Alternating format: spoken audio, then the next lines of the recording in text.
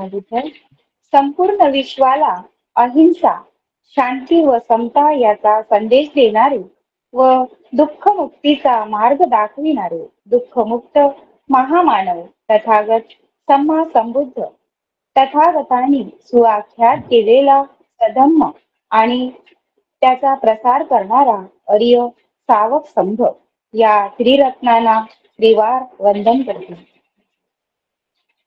तसेच भारतीय राज्यघटनेचे शिल्पकार परमपूज्य बोधिसत्व भारतरत्न डॉक्टर बाबासाहेब आंबेडकर यांना अभिवादन करून आणि सर्वच परिवर्तनवादी संत पुरुषांच्या आदर्श विचारांना स्मरण करून आज या ठिकाणी धम्मसाखच्य समूह मुंबई यांच्या माध्यमातून धम्मपद अठ्ठकथा व गाथा साप्ताहिक मालिका या मालिकेचे प्रमुख मार्गदर्शक आदरणीय दयानंदजी लिसाडकर सर, पाली स्कॉलर व पाली साहित्य व बौद्ध धम्माचे अभ्यासक, त्याचबरोबर धम्मसाखच्य समूहातील उपस्थित असलेले सर्व शील संपन्न श्रद्धावान उपासक उपासिका तसेच बालक बालिका आपल्या सर्वांच्या हितसुखासाठी मांगल्यासाठी भगवान बुद्धाच्या वाणीला प्रकाशित करण्यात येत आहे आणि त्यासाठी आपण सर्वांनी शांत आणि एकाग्र चित्ताने या बुद्धवाणीला श्रवण करावे, ग्रहण करावे ही आपणास नम्र विनंती करते. कार्यक्रमाला सुरुवात करण्या अगोदर सर्वप्रथम 3 रत्नांचे अनुसरण करूया. त्यासाठी मी आदरणीय शिलाताई शंभरकर यांना विनंती करते आमच्या सर्वांच्या वतीने 3 शरण अनुसरण करावे. नमो तस्स भगवतो अरहतो सम्मा संबुद्धस्स. नमो तस्स भगवतो अरहतो सम्मा संबुद्धस्स. नमो तस्स भगवतो अरहतो सम्मा संबुद्धस्स. बुद्धं शरणं गच्छामि, धम्मं शरणं गच्छामि, संघं शरणं गच्छामि, द्वितीयंपि बुद्धं शरणं गच्छामि, द्वितीयंपि धम्मं शरणं गच्छामि, द्वितीयंपि संघं शरणं गच्छामि, तृतीयंपि बुद्धं शरणं गच्छामि, तृतीयंपि धम्मं शरणं गच्छामि, तृतीयंपि संघं शरणं गच्छामि. साधु साधु साधु. साधु साधु साधु. नमो बुद्धा. जय भीम मॅम सर्वांना. आज आपल्या धम्मपद अर्थकथेचे 137वे पुष्प गुंफण्यासाठीचे वक्ते आणि मार्गदर्शक आहेत आदरणीय सुरेश माटे सर. सर पाली साहित्य बौद्ध धम्माचे अभ्यासक. सर हे सर्वांच्या परिचयाचे आहेतच, पण मी थोडक्यात परिचय देऊ इच्छिते.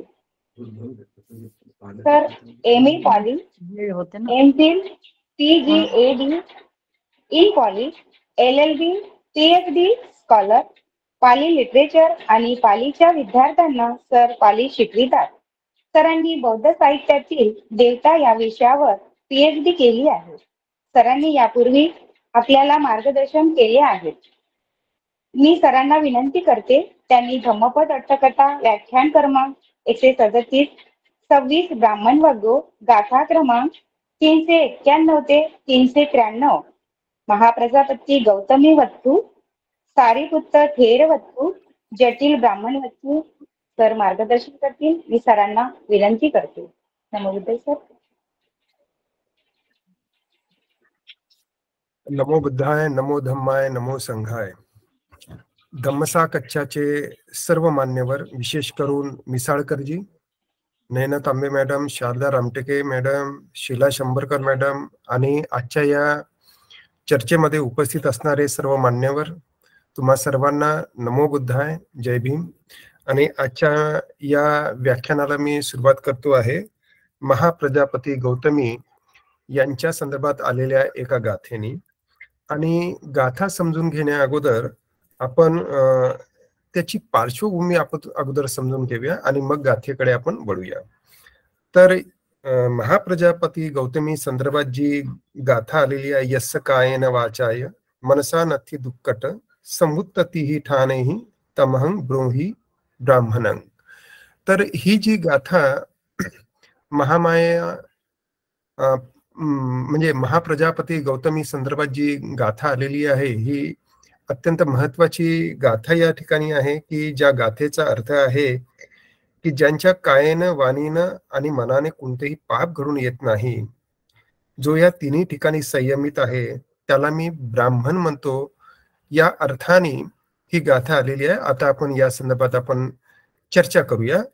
तर चर्चा करण्या अगोदर या गाथेची पार्श्वभूमी काय, बुद्धांनी ही गाथा का बरं म्हणालेत आणि नेमकी काय परिस्थिती होती, आणि महाप्रजापती गौतमी संदर्भात आज आपण माहिती घेऊया. तर पार्श्वभूमी याची अशी आहे की भगवान गौतम बुद्ध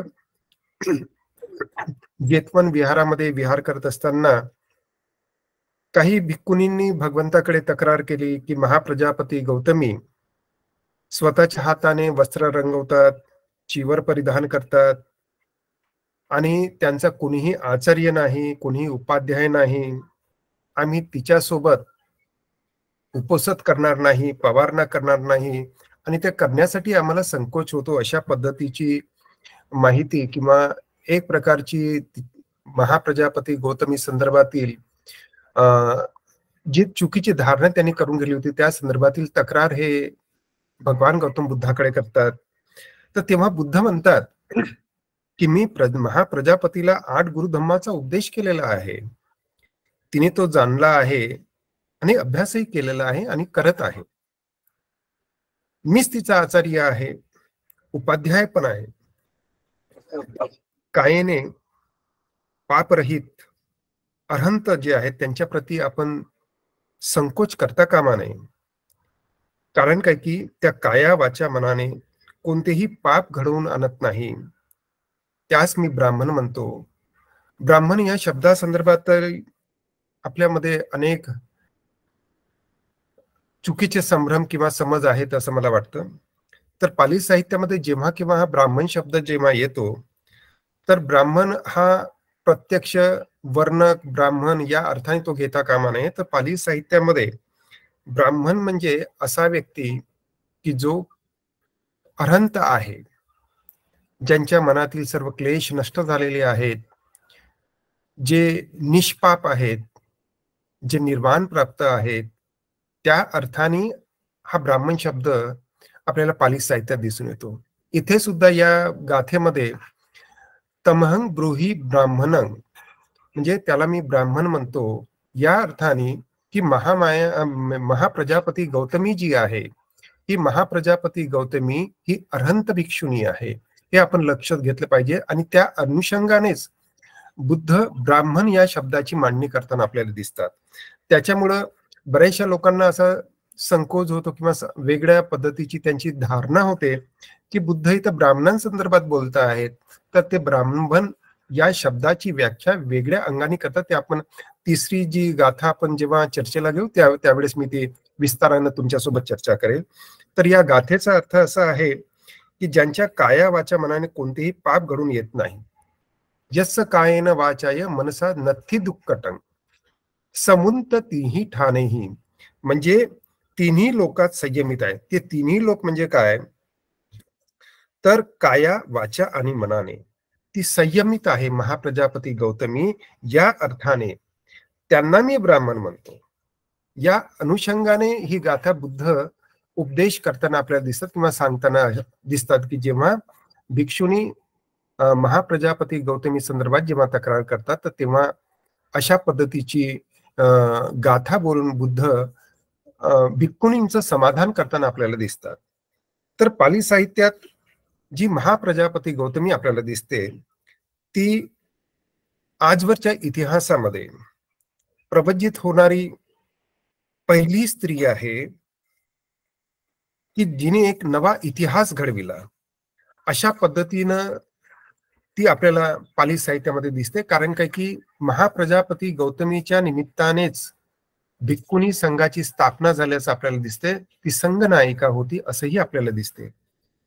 आता महाप्रजापती गौतमीचा प्रवास कसा सुरू झाला, ती कशा पद्धतीनं संघामध्ये प्रवज्जित झाली या संदर्भातील थोडा आढावा आपण घेऊया. तर आपल्याला जसं माहित आहे की बुद्धाने बुद्धत्व प्राप्तीनंतर ते जेव्हा कपिलवस्तूला भेट देतात आणि उपदेश करतात, एका जातकाचा संदर्भात ते उपदेश करत असताना जेव्हा ते उपदेश करतात तर त्याच वेळेस महाप्रजापती गौतमी ही सोतापन्न झालेली असते. सोतापन्न होणं म्हणजे अठ्ठपुरुष पुद्गलांमधील पहिली पायरी ज्याला आपण म्हणू की फर्स्ट स्टेज. तर ही फर्स्ट स्टेज तिने पहिल्या उपदेशामध्ये बुद्धाने जेव्हा उपदेश केला तर तिने ही अगोदरही प्राप्त केलेली होते. यावरून ती कशा पद्धतीचं तिने विनय किंवा धम्म धारण केला होता याची माहिती आपल्याला प्राप्त होते. तर सोतापन्न झाल्यामुळं तिचं मन हे निष्काम झालेलं आपल्याला दिसतंय आणि त्याच्यामुळे तिला असं वाटते की आपण याच्यामध्ये निरंतर पुढे जावं. बुद्ध आपल्या समवेत आहेत तर त्यांच्याकडून आपण दीक्षित व्हावं हा विचार तिच्या मनामध्ये असतो. आणि त्यामुळेच ती बुद्धांकडे म्हणजे बुद्ध जेव्हा कपिलवस्तूमध्ये असतात तेव्हाच ती बुद्धांना अशी विनंती करते की तिला संघामध्ये सामील व्हायचं आहे. परंतु बुद्ध तिला नकार देतात. त्यानंतरही सोतापन्न अवस्थेमध्ये असल्या कारणाने मन थोड्या प्रमाणात परिशुद्ध झालं असल्या कारणाने किंवा निब्बाणाचा स्पर्श झाला असल्या कारणाने तिच्या मनामध्ये प्रवचित होण्याची जी उत्कट इच्छा आपल्याला दिसून येते. तर पुनश्च एकदा ती तथागत बुद्धांना विनंती करताना आपल्याला दिसते की संघामध्ये तिला प्रवेश देण्यात यावा, परंतु बुद्ध तिची विनंती नाकारताना आपल्याला दिसतात. तर अशा पद्धतीने तीनदा तिला नकार दिल्याचे काही संदर्भ आपल्याला पाली साहित्यामध्ये जरी दिसत असले तरी एक महत्वपूर्ण जी माहिती आपल्याला मिळते की तीनदा नकार मिळाल्यानंतरही महाप्रजापती गौतमी मात्र तिने जो संकल्प केलेला आहे प्रवचित होण्याचा त्या संकल्पापासून ती ढळलेली दिसत नाही. तिने आशा सोडलेली नसते आणि तिला प्रवचितच व्हायचं असतं. तेव्हा ती आपल्या समवेत राजदरबारातील 500 स्त्रियांना त्यांचे केश मुंडन करून पित्त वस्त्र धारण करून कपिलवस्तू ते वैशाली नगरीपर्यंत पायी प्रवास करताना आपल्याला दिसतं. म्हणजे तिच्या मनामध्ये किती उत्कट इच्छा आहे संघामध्ये प्रवचित होण्याची हे आपल्याला दिसून येतं. स्वतःच केश मुंडन करून पित्त वस्त्र धारण करून म्हणजे एक प्रकारे प्रवज्जा घेण्याची ती पूर्वतयारी कशा पद्धतीने तिने केली हे सुद्धा आपल्याला तिच्या या प्रयत्नातून आपल्याला दिसून येते.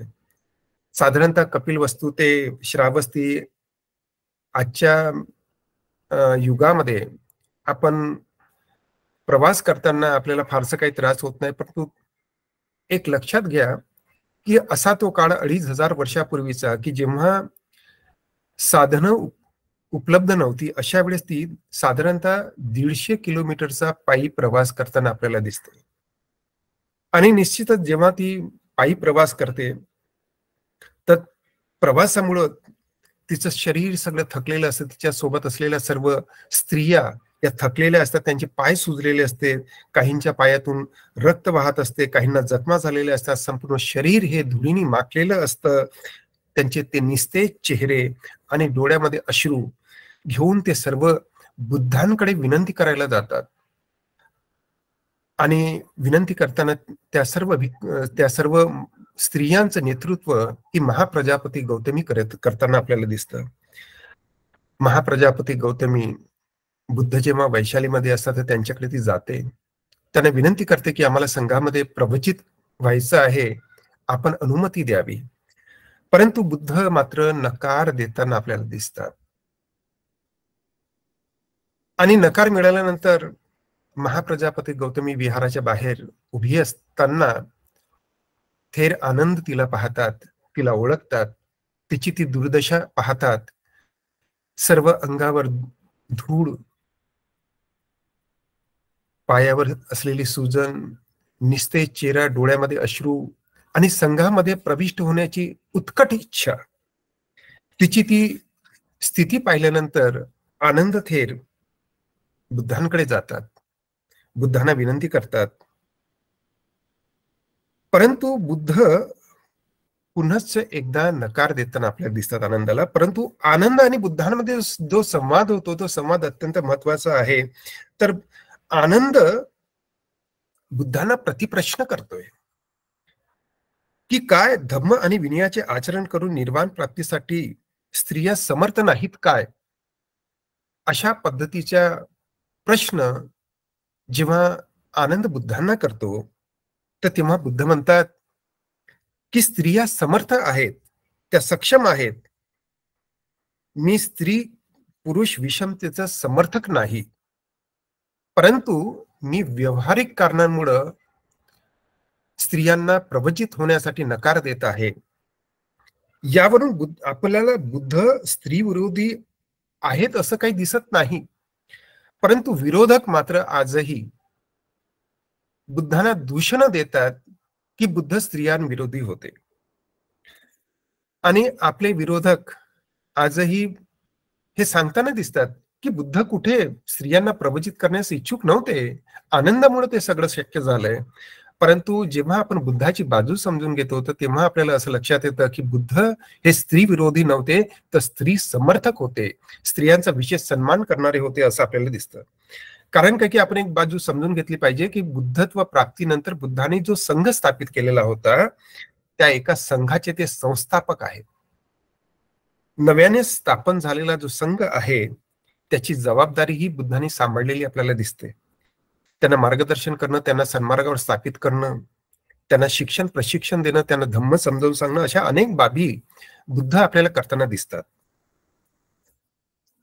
बुद्ध आणखी आपल्याला जसं आपण म्हणतो की बुद्ध कसे आहेत, अरहं सम्मा संबुद्धो विद्या चरण संपन्नो, विद्या आणि आचरणाने संपन्न असे आहेत.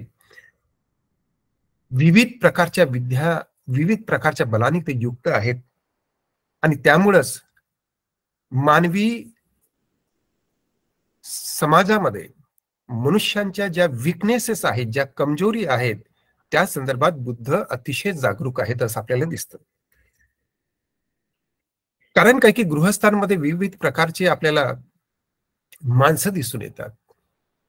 मनुष्यांच्या विकनेसेस काय आहेत या संदर्भात बुद्ध अतिशय जागरूक आहेत. आणि आपण एक लक्षात घेतलं पाहिजे की या सर्व ज्या स्त्रिया होत्या, या सर्व राज दरबारातील स्त्रिया होत्या, त्या सर्वसामान्य स्त्रिया नव्हत्या. अतिशय श्रीमंत किंवा ज्याला म्हणून राज दरबारामध्ये त्या वाढलेल्या अशा स्त्रिया होत्या ज्या महाप्रजापती सोबत त्या आलेल्या होत्या असं आपल्याला दिसतं. आणि आपण एक गोष्ट आणखी लक्षात घेतली पाहिजे की त्यावेळेचा समाज, त्यावेळेचा समुदाय, त्यावेळेच्या मान्यता आणि सर्वच संघामध्ये सामील झालेले हे आनंदासारखे शीलवान असतील, जे शीलाचं रक्षण करण्याला किंवा शीलामध्ये प्रतिष्ठित होण्याला अतिशय महत्व देणारेच असतील असं काही नसतं. त्यामुळे ही एक भीती होती की जर संघामध्ये बहुसंख्येने जर स्त्रिया सामील होत असतील, प्रवचित होत असतील, तर शील भ्रष्ट होण्यामध्ये एखादं निमित्त घडलं तर सगळा संघ हा बदनाम होऊ शकत होता. आणि त्याच्यामुळे बुद्ध फार सजग होते. आणि त्यांना ही अशी भीती वाटत होती की समजा एखादी घटना घडली तर सगळा संघ हा बदनाम होऊ शकत होता. आणि त्याच्यामुळेच बुद्ध व्यावहारिक कारणांमुळं स्त्रियांच्या प्रवृत्तीला नकार देत असताना आपल्याला दिसतात. परंतु बुद्ध जेव्हा संवाद साधतात आनंदाबरोबर आणि स्त्रिया सक्षम आहेत जेव्हा असं सांगतात, तर तेव्हा आनंद म्हणतो की तुम्ही त्यांना दीक्षित करा. तेव्हा मात्र बुद्ध त्यास नकार देत नाहीत.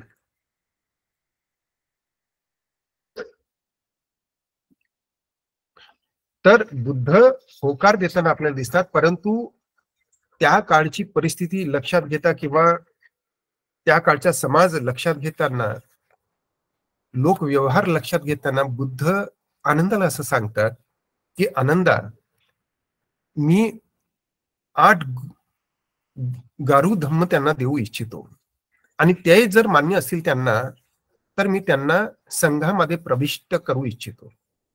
मग ते 8 अठ्ठगारू धम्म काय आहेत हे सुद्धा बहुतेकांना माहीत नसल्या कारणाने आणखी काही गोंधळ होतो आणि बुद्ध कसे विरोधी आहेत स्त्रियांच्या असं सांगण्याला आणखी एक वाव मिळतो.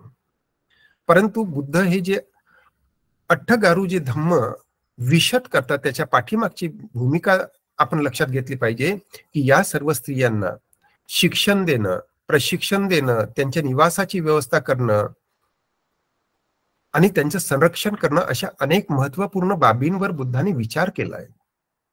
आणि त्या विचाराअंती बुद्धाने अठ्ठगारू धम्माचा उपदेश केलाय आणि तो उपदेश महाप्रजापती गौतमी म्हणाले की मी त्याचं कसोशीनं पालन करेल. अशा पद्धतीनं महाप्रजापती गौतमी जेव्हा ती शब्द देते तेव्हा मग मात्र त्यांचा संघामध्ये प्रवेश झालेला आपल्याला दिसतो. तर ते अठ्ठगारू धम्म जे आहेत ते असे आहेत, जरी आपल्याला आजच्या या युगामध्ये ते थोडेसे आपलं मन विचलित करणारे असतील तरी सुद्धा ही त्या काळची पार्श्वभूमी आहे हे आपण लक्षात घेतलं पाहिजे. आणि पहिला जो नियम होता तो नियम असा होता की जरी भिक्षुणी वयाने मोठी असली तरी सुद्धा श्राम्यरस म्हणजे कनिष्ठ भिक्षूस तिने वंदन करायला पाहिजे. वर्षावासाच्या कालावधीत जर त्या प्रदेशात भिक्खू नसेल तर तिथे राहू नये. उपोसतासाठी भिक्खू संघाकडून उपोसताचा कार्यक्रम भिक्षूंना विचारून करावा आणि उपदेशाकरिता विचारावं. वर्षावासाच्या शेवटी पवारणीसाठी भिक्षुणीने शिस्त पालना संबंधाने जर उल्लंघन केले असेल तर भिक्षू आणि भिक्खुनी संघासमोर उपस्थित राहणे आवश्यक आहे. जर एखाद्या भिक्षुणीने गंभीर गुन्हा केला असेल तर तिला दोन्ही संघासमोर शिक्षा भोगावी लागेल. श्रामणेरी म्हणून प्रशिक्षण कालावधी पूर्ण झाल्यावर दोन्ही संघाद्वारे उपसंपदा आवश्यक आहे. भिक्षुणीने भिक्खूंचा अवमान करू नये. भिक्षुणीने भिक्खूंना उपदेश करू नये, परंतु भिक्खूने भिक्खुनीस उपदेश करू शकतात. अशा पद्धतीचे हे 8 नियम बुद्धाने त्यावेळची सामाजिक परिस्थिती लक्षात घेता हे नियम घालून दिलेले आपल्याला दिसतात. आणि आपण पाहतो की महाप्रजापती गौतमीने अत्यंत आनंदाने या नियमांचा स्वीकार केलेला दिसतो. तर महाप्रजापती गौतमीने का बरं या नियमांचा स्वीकार केला असेल? तर मनामध्ये असलेली उत्कट इच्छा की प्रवज्जित होण्याची आणि अनंत मार्गावर किंवा निब्बाण प्राप्त करण्याची जी उत्कट इच्छा जी मनामध्ये होती त्या उत्कट इच्छेचा परिणाम आपल्याला असा दिसतो की महाप्रजापती गौतमी हे त्या नियमांचं पालन करण्यासाठी होकार देतात. आणि कुठल्याही परिस्थितीमध्ये महाप्रजापती गौतमीला असं वाटत होतं की स्त्रियांच्या स्वातंत्र्याचा मार्ग जो आहे तो आपण इथूनच त्यांना तो उघडायचा होता. म्हणजे संघामध्ये सामील होऊन एक प्रकारे स्त्रियांना वेगळा सन्मान द्यायचा होता. आता आपण त्या काळची परिस्थिती किंवा भिक्खुनी जीवन भिक्षूंचं जीवन कसं होतं याकडे जेव्हा आपण पाहतो तर हे किती कठीण काम होतं याची आपल्याला निश्चितच जाणीव होते की त्या काळी भिक्खू 4 निश्रयावर जगत होते. म्हणजे अंग झाकण्यासाठी त्यांच्याकडे चिवर होतं ज्यामुळे थंडी, ऊन, मच्छर, डासांपासून संरक्षण करता येईल. भिक्षेवर जगावं लागत होतं. आणि ते भिक्षा म्हणजे काय की लोकांनी दिलेलं भिक्षा अन्न ते शरीराची गरज भागवण्यासाठी, सौंदर्यासाठी नाही किंवा शरीराचा मद वाढवण्यासाठी नाही. तर हे भिक्खू जीवन किती कठीण होतं याची तुम्हाला कल्पना येईल. निवास म्हणून त्या काळी झाडाच्या खाली मिळेल तिथे आश्रयाला हे भिक्षू राहत असत. म्हणजे जिथं थंडी आहे, ऊन आहे, वारा आहे, मच्छर आहे, डास आहे, त्यांच्यापासून संरक्षण करणं हे फार कठीण काम होतं. आणि औषध म्हणून स्वमूत्राचं प्राशन करणं, अशा पद्धतीचे 4 निशिऱ्यावर हे भिक्खू आपलं जीवन जगत होते. आणि तुम्ही कल्पना करा की या ज्या स्त्रिया होत्या, या राजवैभवामध्ये वाढलेल्या या स्त्रिया, ज्यांच्यासाठी हे भिक्षुनी जीवन किती कठीण होतं याची आपल्याला कल्पना येऊ शकते. तर आपण पाहतो की काही का असे ना, भिक्खू संघामध्ये महाप्रजापती गौतमीला प्रवेश मिळाला आणि नंतरच्या कालावधीमध्ये आपण पाहतो की भिक्खुनी संघामध्ये अतिशय महत्वपूर्ण काही घटना घडल्यात आणि भिक्खू प्रमाणे भिक्खुनींनी सुद्धा निर्वाणाच्या मार्गावर त्या आरूढ झाल्याचं आपल्याला दिसतंय. आणि काही भिक्षुनी तर इतक्या पुढे गेलेल्या होत्या की बुद्धांनी त्यांना यथोचित सन्मान देऊन त्यांचा गौरव केल्याचं आपल्याला दिसतंय. म्हणजे एक प्रकारे बुद्धांनी भिक्खुनींचा कशा पद्धतीने सन्मान केला, तर बुद्धांनी त्यांच्या विशेषता लक्षात घेऊन त्यांना सन्मानित केल्याचं आपल्याला दिसतं. त्याच्यामध्ये महाप्रजापती गौतमीला बुद्ध अनमोल रतन असं म्हणतात. हेमा असेल, उत्पन्न वर्णा असेल, या अतिशय हुशार होत्या. स्त्री आदर्शाचं ते प्रतीक होतं. रिद्धिपादामध्ये सर्वश्रेष्ठ होतं. नेतृत्व गुण त्यांच्याकडे दिसून येत होते. थेरी पटाचारा विनयामध्ये अग्र होती. थेरी धम्मदेना महान धम्मोपदेशक म्हणून ती नावारूपास आली.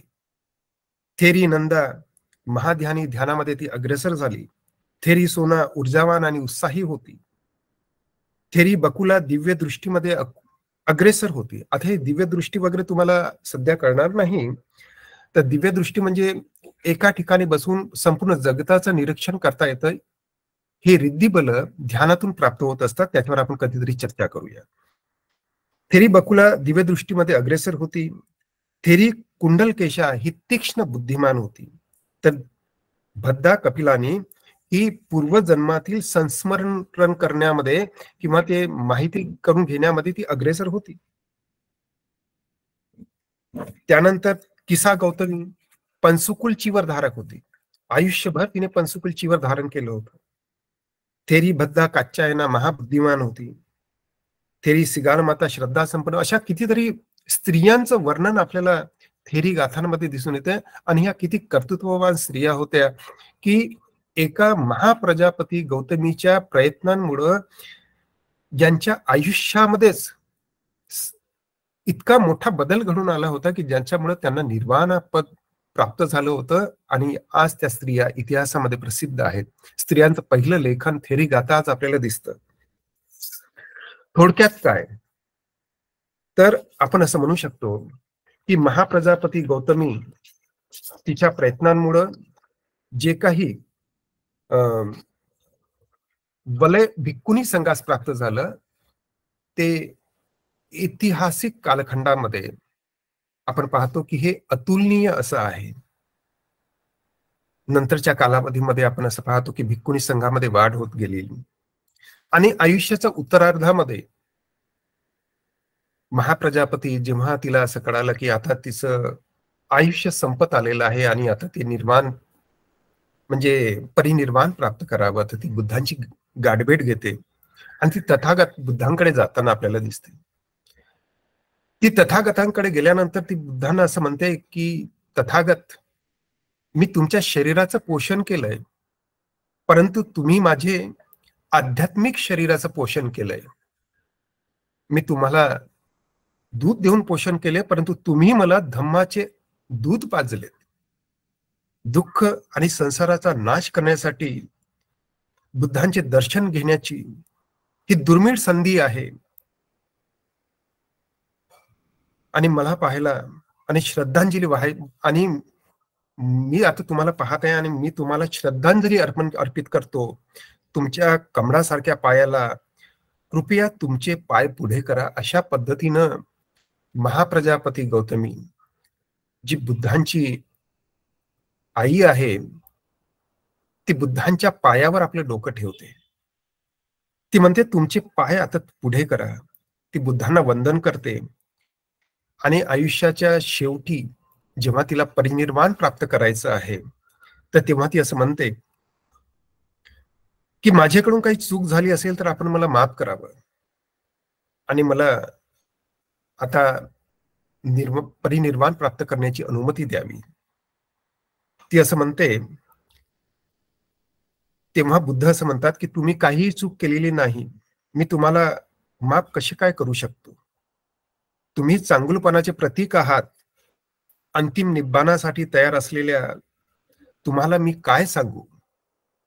अरहंत महाप्रजापती गौतमी आध्यात्मिकतेमध्ये म्हणजे बुद्धाच्या धम्मामध्ये किती परिपक्व होत्या, आणि हे आपल्याला लोकांच्या मध्ये महाप्रजापती गौतमी संदर्भात इतकी अपार अशी भावना होती, तरी सुद्धा काहींच्या मनामध्ये शंका होती की जेव्हा आपण सुरुवातीची जी गाथा आपण वाचली, तर त्यामध्ये महाप्रजापती संदर्भात जेव्हा काही भिक्खुनींनी शंका उपस्थित केलेली होती आणि काही भिक्खुनींच्या मनामध्ये जी शंका होती, त्या शंकेला उत्तर देण्यासाठी बुद्धांच्या सांगण्यावरून महाप्रजापती गौतमी आपल्या रुद्धिबलाने आकाशामध्ये उभी राहते. ती आपल्या रुद्धिबलाचं दर्शन देते आणि खाली उतरून बुद्धांना 3 वेळा वंदन करते आणि महाप्रजापती गौतमी बुद्धांकडे पाठ न फिरविता ती आपल्या नगरामध्ये परत जाते. ती ध्यान करते आणि ती अंतिम परिनिर्वाणाला प्राप्त करते. आपण असेही पाहतो की जेव्हा महाप्रजापती गौतमीचं जेव्हा परिनिर्वाण होते, तेव्हा तिला श्रद्धांजली देण्यासाठी सारिपुत्त येतात, मोगलायन येतात, नंद येतो, राहुल येतो, खेमा, उत्पलवर्णा आणि इतर ज्येष्ठ श्रेष्ठ सर्व थेर आणि थेरी तिला वंदन करण्यासाठी आलेले असतात. तर अशा पद्धतीनं महाप्रजापती गौतमी आपल्याला पाली साहित्यात जरी दिसून येत असली तरी तिच्या संदर्भात जेव्हा काही शंका उत्पन्न झाली, तेव्हा बुद्धांनी कशा पद्धतीनं त्या शंकेचं निरसन केलं हेच आपल्याला या गाथेतून दिसून येते. आणि आता मी इथे थांबतो आणि आता आपण दुसऱ्या कथेकडे आपण वळूया.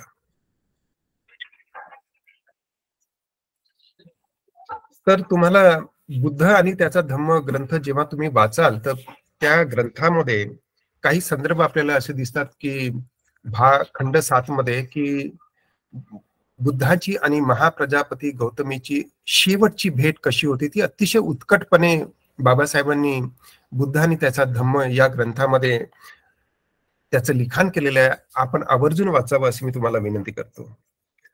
त्यानंतर आता आपण जाऊया की सारिपुत्त थेर या संदर्भात, यांच्या संदर्भात सुद्धा एक जी गाथा आलेली आहे, त्या गाथे संदर्भात आता आपण चर्चा करूया. ती गाथा अशी आहे. यम्हा धम्मा विजानेय सम्मा संबुद्ध देसितं सक्कंच त नमस्सेय अग्गिहुतं व ब्राह्मणो. म्हणजे याचा अर्थ असा आहे की ज्या आचार्याकडून सम्यक संबुद्धाद्वारा सांगितलेल्या धर्मास तुम्ही जाणले, त्यांना तसेच सन्मानपूर्वक नमस्कार करा, ज्याप्रमाणे ब्राह्मण अग्निहोत्रास नमस्कार करतो. असं सर्वसाधारणतः आपण या गाथेचं मराठीत भाषांतर करू शकतो. तर सारिपुत्ता संदर्भात सुद्धा अशाच पद्धतीचं काही वक्तव्य, काही संभ्रम काही भिक्षूंच्या मनामध्ये निर्माण झालेला होता आणि त्या संभ्रमासंदर्भात त्यांची तक्रार काही भिक्षू बुद्धांकडे करताना आपल्याला दिसतात. आणि तक्रार करत असताना ते भिक्षू असं म्हणतात की सारिपुत्त मिथ्या दिठ्ठी संपन्न आहेत, म्हणजे ते मिथ्या दिठ्ठीमध्ये आहेत. कारण ते नेहमीच ते वेगवेगळ्या दिशांना नमस्कार करतात. आणि तेव्हा भगवान बुद्ध सारिपुत्ताला बोलावतात आणि सारिपुत्ताला विचारतात की सारिपुत्त, हे खरं आहे काय की तू अजूनही दिशांना नमस्कार करतोस? तेव्हा सारिपुत्त म्हणतात, भगवान, आपण स्वयं जाणता.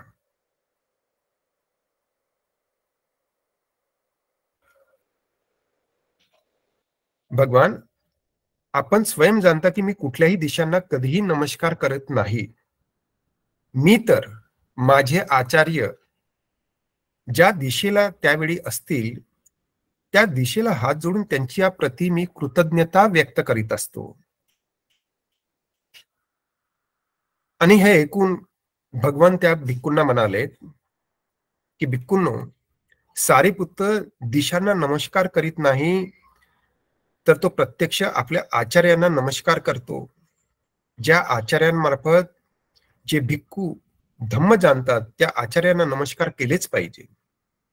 भिक्खूंनो, ज्यांच्याकडून सम्यक संबुद्ध द्वारा उपदिष्टित धम्म तुम्ही जाणला असेल त्यांचा सत्कार करून तुम्ही त्यांना नमस्कार करा. ज्याप्रमाणे ब्राह्मण अग्निहोत्राला नमस्कार करतो, म्हणजे यज्ञामध्ये प्रज्वलित जी अग्नी असते त्याला नमस्कार करतो, त्याचप्रमाणे. तर इथे जो सारिपुत्ता संदर्भात झालेला जो संभ्रम आहे तो बुद्ध कशा पद्धतीने दूर करतात की सारिपुत्ता, आता त्यांचं जर जीवन चरित्र आपण जर पाहिलं तर आपल्याला असं दिसतं की सारिपुत्त हे तर महाप्रज्ञावान होते आणि ते तर बुद्धांचे अग्रशिष्य म्हणून आपल्याला पाली साहित्यामध्ये सर्वत्र दिसतात. परंतु यांचा संघामध्ये प्रवेश कसा झाला हे आपण सुरुवातीला समजून घेऊया आणि त्याच्यानंतर मग आपण सारिपुत्तांविषयी आपण जाणून घेऊया. तर आपण असं पाहतो की सारिपुत्ता आणि मोग्गलन हे दोघं मित्र होते आणि भगवान गौतम बुद्धांच्या सानिध्यात येण्यापूर्वी ते ज्ञानाच्या शोधामध्ये भटकंती करत होते. आणि आपण असंही पाहतो की बुद्धाने जेव्हा पंचेवग्गीय भिक्खूंना जेव्हा धम्मोपदेश केला तर ते पंचेवग्गीय भिक्खूंना नंतर ते अरहत्वाची प्राप्ती झाली. त्यापैकी एक भिक्षू म्हणजेच ज्याला आपण ज्यांचं नाव आहे अश्वजित. बुद्धाने पंचेवग्गीय भिक्खूंना जेव्हा हा धम्मोपदेश दिला आणि त्या धम्मोपदेशाने अरहत्व प्राप्त अश्वजित जे होते ते त्या परिसरामध्ये फिरत असताना सारिपुत्ताने पाहिलं आणि सारिपुत्त सुद्धा ज्ञानवंत व्यक्तीच्या शोधामध्ये होते, हेही आपल्याला दिसतं. तर जेव्हा अश्वजित भिक्षाटन करत होते तर तेव्हा त्यांनी पाहिलं की हे अश्वजित, त्यांची दिनचर्या, त्यांचं चालणं, त्यांची राहणीमान किंवा त्यांच्या चेहऱ्यावरील ते तेज, आणि त्यांना असं वाटलं की यांची चाल, यांची तेजस्वी मुद्रा ही इतकी प्रसन्न आहे, काय कारण असेल, यांना निश्चितच ज्ञान प्राप्त झालं असेल. म्हणून ते त्यांची गाठभेट घेतात आणि जेव्हा आपण असं पाहतो की अश्वजित ते भोजन त्यांचं समाप्त करतात एका झाडाखाली बसून आणि सारिपुत्त थेर त्यांना भेटायला जातात आणि त्यांना विचारतात की आपण कोणाची शिकवण अंगीकारली आहे, आपला गुरु कोण आहे, अशा पद्धतीची जेव्हा विचारणा करतात तेव्हा अश्वजित त्यांना सांगतात की मी गौतम बुद्धाचं शिष्यत्व पत्करलेलं आहे आणि त्यांनी शोधून काढलेल्या धम्माचंच मी पालन करतोय. तर सारिपुत्त त्यांना प्रश्न विचारतात की त्यांनी कुठला धम्म मार्ग सांगितलेला आहे, काय शोधून काढलेला आहे, आपण मला जरा थोडक्यात सांगाल काय? तर त्यावर अश्वजित म्हणतो की मी नव्यानेच प्रवचित झालेला आहे, परंतु मी थोडक्यामध्ये तुम्हाला बुद्धाची शिकवण काय आहे ते मी समजून सांगण्याचा प्रयत्न करतो. तर अश्वजित असं म्हणतात, ये धम्मा हेतुप भवा तेस हेतू तथागत आहा तेसांच यो निरोधो येववादी महासमनो. म्हणजे जे काही कारणांनी उत्पन्न होते त्याचे कारण तथागत बुद्ध जाणतात आणि त्या कारणाचा निरोध कशा पद्धतीने करता येतो हाच महाश्रमणाचा वाद आहे. अशा पद्धतीचं कथन आहे, ही त्यांची शिकवण आहे. अशा पद्धतीचं 2 ओळींच्या गाथांमध्ये अश्वजित सारिपुत्तांना बुद्धांचा उपदेश समजावून सांगतात. आपण पाहता की अश्वजित हे आता स्क्रीनवर तुमच्या की अश्वजित हे भिक्खू वेशामध्ये आहेत आणि सारिपुत्त हे वेगळ्या परंपरेमध्ये म्हणजे संजय जे होते त्यांच्या त्या गटामध्ये सामील असलेले एक परिव्राजक होते असं आपल्याला दिसतं. तर अश्वजिता म्हणजे अश्वजिताने जो काही धम्म सांगितला आणि 2 गाथेमध्ये बुद्धांच्या धम्माचं जे वर्णन केलं ती गाथा ऐकून हे सारिपुत्त सोतापन्न होतात आणि सोतापन्न झाल्यानंतर ते महामोग्गलायनला जाऊन भेटतात आणि त्याला सांगतात की आपण बुद्धांकडे जाऊया आणि भगवान बुद्धांचा उपदेश काय आहे हे सुद्धा त्यांना सांगतात आणि ते ऐकल्याबरोबर महामोग्गलायन सुद्धा सोतापन्न हे फल प्राप्त करतात आणि नंतर ते दोघेही बुद्धांना भेटण्याची इच्छा व्यक्त करत असताना पूर्वीच्या ते त्यांच्या गुरुकडे जातात. जे संजय पारिव्राजक जो आहे तो प्रसिद्ध आहे, त्यांच्याकडे बरेचसे शिष्य होते, ते त्यांनाही जाऊन सांगतात आणि त्यांना बुद्ध नेमकं काय शिकवून देतात या संदर्भात माहिती देतात. आणि सारिपुत्त आणि मोगलांनी हे ठरवलेलं असतं की आपण बुद्धांकडे जाऊन त्यांच्याकडे दीक्षित व्हावं. तर तेव्हा त्यांच्याबरोबर त्यांचे 250 मित्र सुद्धा सहभागी होतात आणि ते सगळे बुद्धांकडे गेल्यानंतर बुद्ध आपल्या दिव्य दृष्टीने जाणतात की हा जो सारिपुत्त जो आहे ना, सारिपुत्त आणि मोगलायन हे माझे अग्रशिष्य होतील अशी त्याच वेळेस ते घोषणा करतात. आणि आपण नंतरच्या कालावधीमध्ये पाहतो की सारिपुत्त आणि मोगलायन हे दोघंही अर्हत्वपद प्राप्त करतात आणि भगवान बुद्धांचे अग्रशिष्य म्हणून ते नावारूपास येतात. आणि सारिपुत्तांसंदर्भात काय बोलायचं, बुद्धानंतर धम्म विस्तार करून सांगण्यामध्ये किंवा धम्माचं प्रकाशन करण्यामध्ये सारिपुत्तासारखा दुसरा कोणीही नव्हता. म्हणून त्यांना धम्मसेनानी सुद्धा असं म्हणतात की ज्या पद्धतीनं आपण पाहतो की आनंद थेराला धम्म भांडागारिक असं आपण म्हणतो की बुद्धांचे सर्व वचन त्यांना कंठस्थ होते, परंतु सारिपुत्त मात्र बुद्धांच्या धम्माचं विश्लेषण करून सांगण्यामध्ये किंवा ज्या पद्धतीनं बुद्ध धम्म प्रकाशित करत होते तशाच पद्धतीची म्हणजे त्यांच्याकडे ज्ञानाचं ते भांडार होतं. आणि बरेचदा असं व्हायचं की बुद्ध कुठेतरी उपदेश करत असताना बुद्धाने उपदेश केल्यानंतर भिक्खूंमध्ये काही संभ्रम राहिलेत तर भिक्खू सारिपुत्तांकडे यायचं आणि ते विचारायचे की बुद्धाने जो धम्म आम्हाला समजावून सांगितलं त्याचा विस्तार करून आपण आम्हाला समजावून सांगावं. अशा पद्धतीची विनंती अनेकदा सारिपुत्तांकडे होताना आपल्याला दिसतं. म्हणजे सारिपुत्तांची जी प्रतिभा आहे ती प्रतिभा बुद्धाच्या खालोखाल आहे असं आपल्याला दिसतं. म्हणून आपण असं पाहतो की सारिपुत्त प्रज्ञावंत होतेच. अनेकदा असं व्हायचं की बुद्ध काहीतरी उपदेश संक्षिप्त स्वरूपामध्ये उपदेश करायचे आणि ते म्हणायचे की सारिपुत्त आता तू कंटिन्यू कर, तू आता पुढे सांग. आणि सारिपुत्त संक्षिप्त स्वरूपातील बुद्धांचा उपदेश ते विस्तार करून भिक्खूंना समजावून सांगत असत. बुद्धाने सांगितलेले जे काही उपदेश होते ते इतक्या विस्ताराने आणि सुंदरतेने ते समजावून सांगत असत की ज्याला काही तोड नाही. आपण पाहतो की बुद्ध जेव्हा तावतींस देव लोकांना जेव्हा अभिधम्माचा उपदेश करतात ते दररोज देव लोकांमधून मनुष्य लोकांमध्ये यायचे. कारण काय की मनुष्य लोकांमध्ये येण्याचं एक महत्वपूर्ण कारण असं होतं की बुद्ध जरी त्यांना आपण सत्ता देव मनुष्यानं असं जरी म्हणत असू तरी बुद्ध मनुष्य लोकांमध्ये आहेत, त्यांनाही भूक लागते आणि शारीरिक गरजा भागवण्यासाठी बुद्ध दररोज तावतींस देव लोकांमधून मनुष्य लोकांमध्ये यायचे आणि अनुत्तप्त तलावामध्ये आंघोळ करून ते उत्तराकुरूमध्ये भिक्षाटन करून पुनश्च परत जायचे तावतींस देव लोकांमध्ये.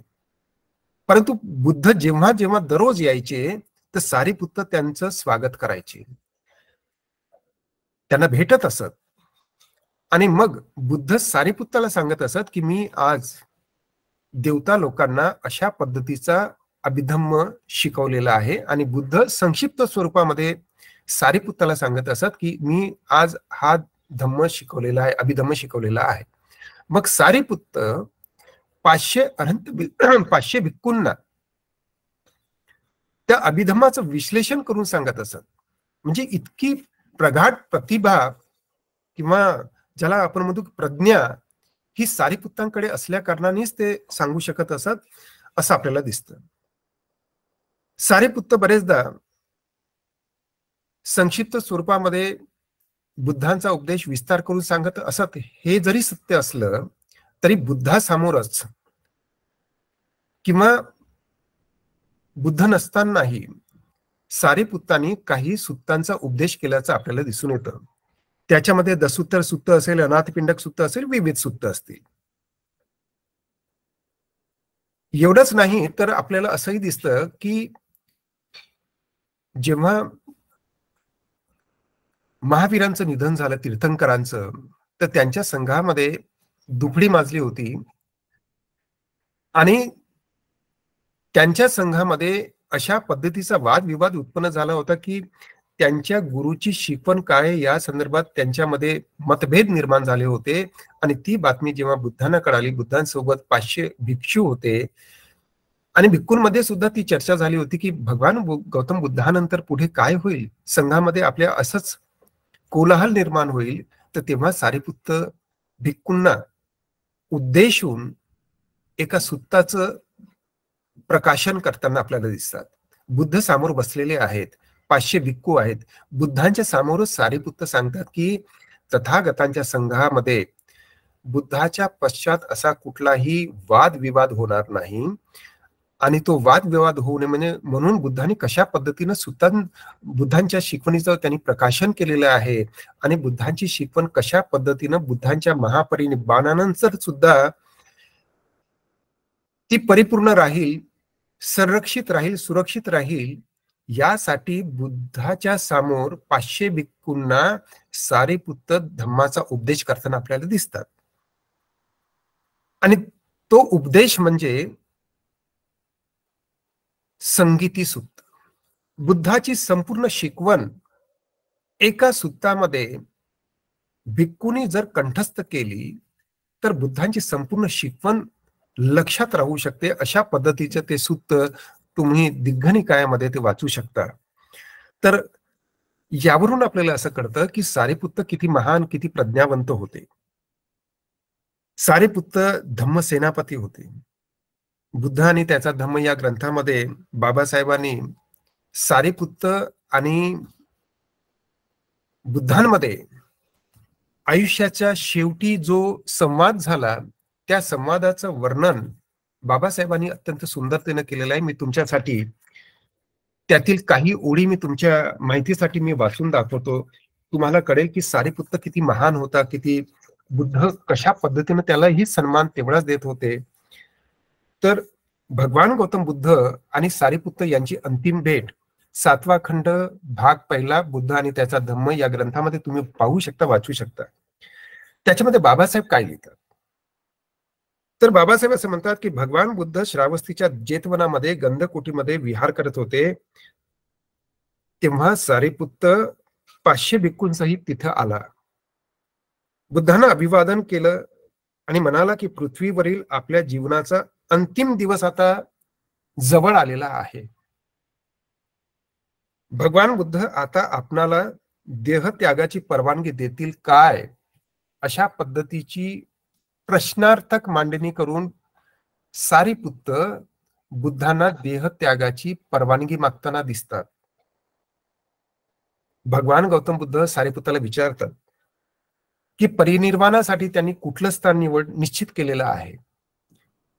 तर सारिपुत्त म्हणतात की मगध देशातील नालेक नावाच्या गावी माझा जन्म झाला. ज्या घरात माझा जन्म झाला ते घर अजूनही तिथे आहे. ते माझे घर माझ्या परिनिर्वाणासाठी मी निवडलं आहे. भगवान गौतम बुद्ध म्हणतात, प्रिय सारिपुत्ता, तुला बरे वाटेल ते कर. तेव्हा सारिपुत्त भगवान गौतम बुद्धांच्या चरणावर डोके ठेवून सारिपुत्त म्हणतात, आपल्या चरणवंदनाच्या प्रतिष्ठेच्या एकमेव आशेसाठी 1 सहस्त्र कल्पापर्यंत मी पारमितांचा अभ्यास केला होता. माझी ही इच्छा आता सफळ झाली आहे आणि त्यामुळे माझ्या आनंदाला पारावार उरलेला नाही. पुनर्जन्मावर माझा विश्वास नाही. आता एखादा व्यक्ती जेव्हा हे वाक्य वाचतो ना, तेव्हा बाबासाहेबांनी पुनर्जन्म सांगितला नाही अशा पद्धतीचं आमची मंडळी आवर्जून सांगायला काही कमी करत नाही. परंतु इथे त्याचा संदर्भ असा आहे की पुनर्जन्मावर आपला विश्वास नाही. कारण काय की अनंत झालेल्या व्यक्तीचं चित्त परिशुद्ध झालेलं असतं, त्यांचा नवा जन्म होत नाही.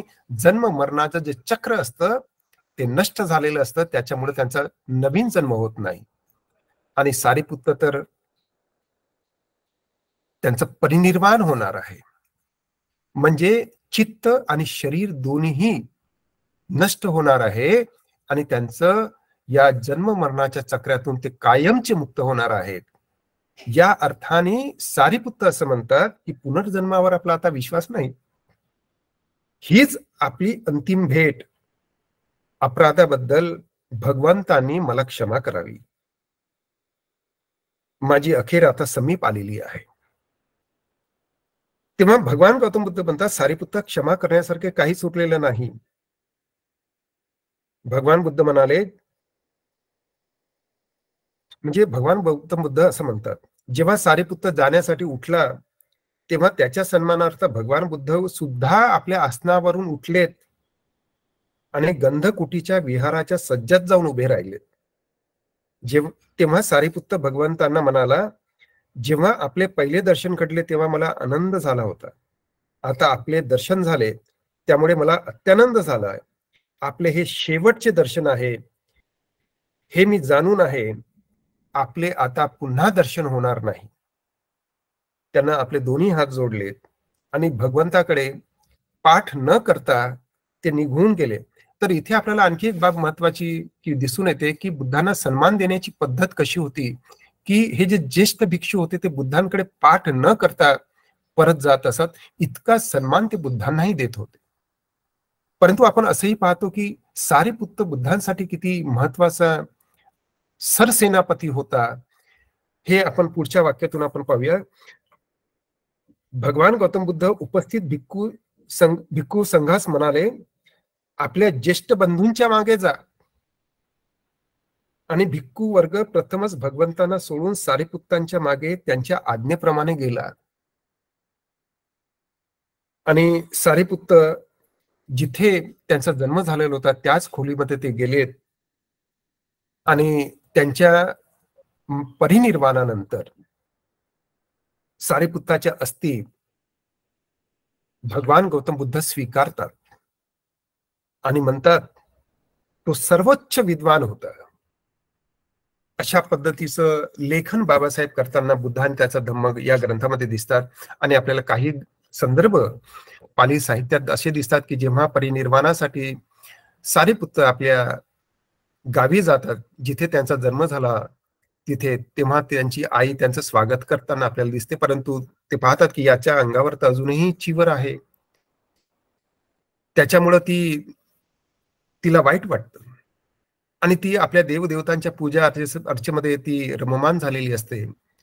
परंतु एकदा ती पाहते की ती ज्या देवदेवतांची पूजा करते ते सर्व देवता म्हणजे चतुर्महाराज एका देवता शक्र हे सारीपुत्तांची पूजा करताना ती पाहते. तेव्हा सारीपुत्ताची आई सारीपुत्तांना विचारते, काय खरोखरच हे चतुर्महाराजी का देवता महाब्रह्मा तुझी पूजा करतात? तेव्हा सारीपुत्त म्हणतात होय. तेव्हा तिला कळतं की तिचा पुत्र हा किती ज्येष्ठ श्रेष्ठ आहे या सर्व देवदेवतांपेक्षा आणि ती तात्काळ तिथे सोतापन्न होते. तर सारीपुत्त यांची जी ओळख आपल्याला पाली साहित्यातून होत असली तरीही आपण असं पाहतो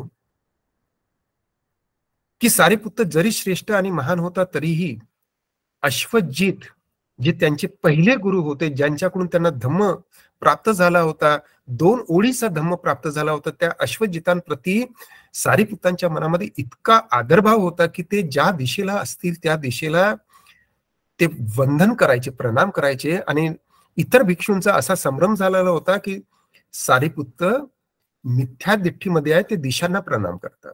कारण का की इतर परंपरेमध्ये लोक दिशांना प्रणाम करतात, परंतु इथे सारीपुत्त मात्र आपल्या गुरुला, पहिल्या गुरुला, जे अश्वजित आहेत, ज्यांच्याकडून धम्म प्राप्त झाला, त्यांना ते सन्मान देताना आपल्याला दिसतात. तर आपण सारीपुत्ताविषयी आपण इथे थांबूया. मॅडम, किती वेळ आहे माझा? नाही सर, भरपूर वेळ आहे. बोला सर. सर बोला बोला ओके, बोला ठीक बोला आहे. सर. कंटिन्यू. ओके, तिसरं घेतोय मी.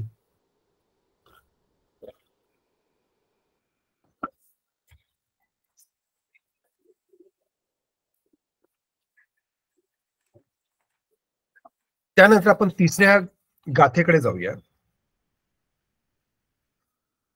न जटाही न गोत्तेही न जच्चा होती ब्राह्मणो यंपी सच्चन्य धम्मोच सो सुची सो च ब्राह्मणो.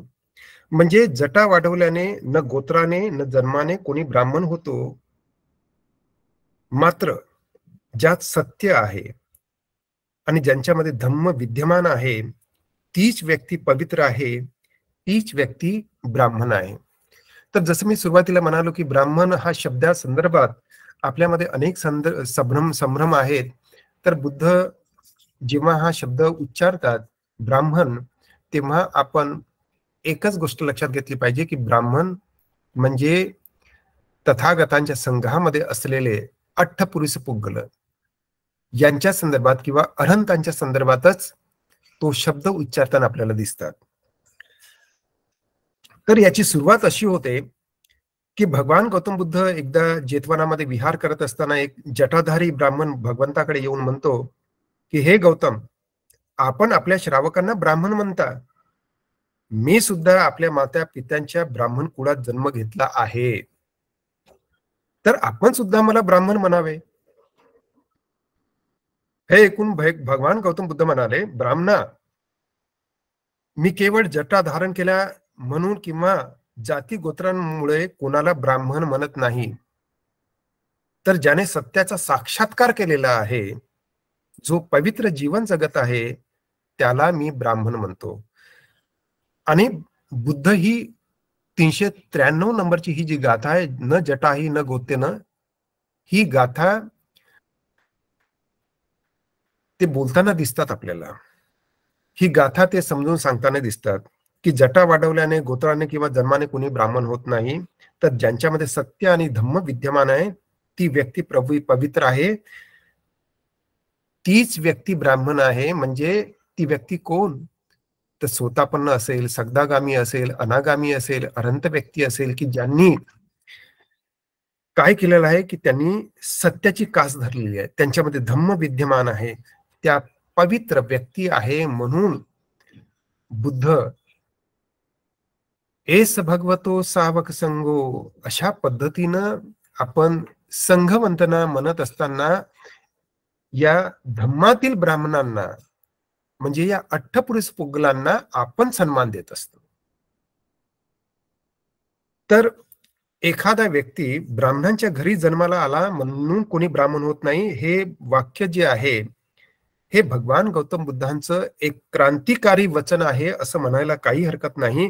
कारण का की त्या काळचा जो तो बुद्धाच्या कालावधीतला जो काळ आपण लक्षात घेतो, तर आपण असं वाटतं की त्या कालावधीमध्ये ज्या समाजामध्ये ज्या समजुती प्रचलित होतात, त्याच्यामुळं ब्राह्मण स्वतःला ब्रह्म किंवा ब्राह्मण असे समजायचे किंवा आपण श्रेष्ठ आहोत असं ते स्वतःला मानायचे. आणि त्यांच्या पुराणांमध्ये किंवा त्यांच्या साहित्यामध्ये ब्राह्मण म्हणजे कोण? जे ब्रह्माच्या तोंडातून जन्माला आलेले आहेत आणि ते श्रेष्ठ आहेत, अशा पद्धतीची मान्यता ब्राह्मणांमध्ये होती. आणि त्यामुळं ते स्वतःला श्रेष्ठ असं समजत होते.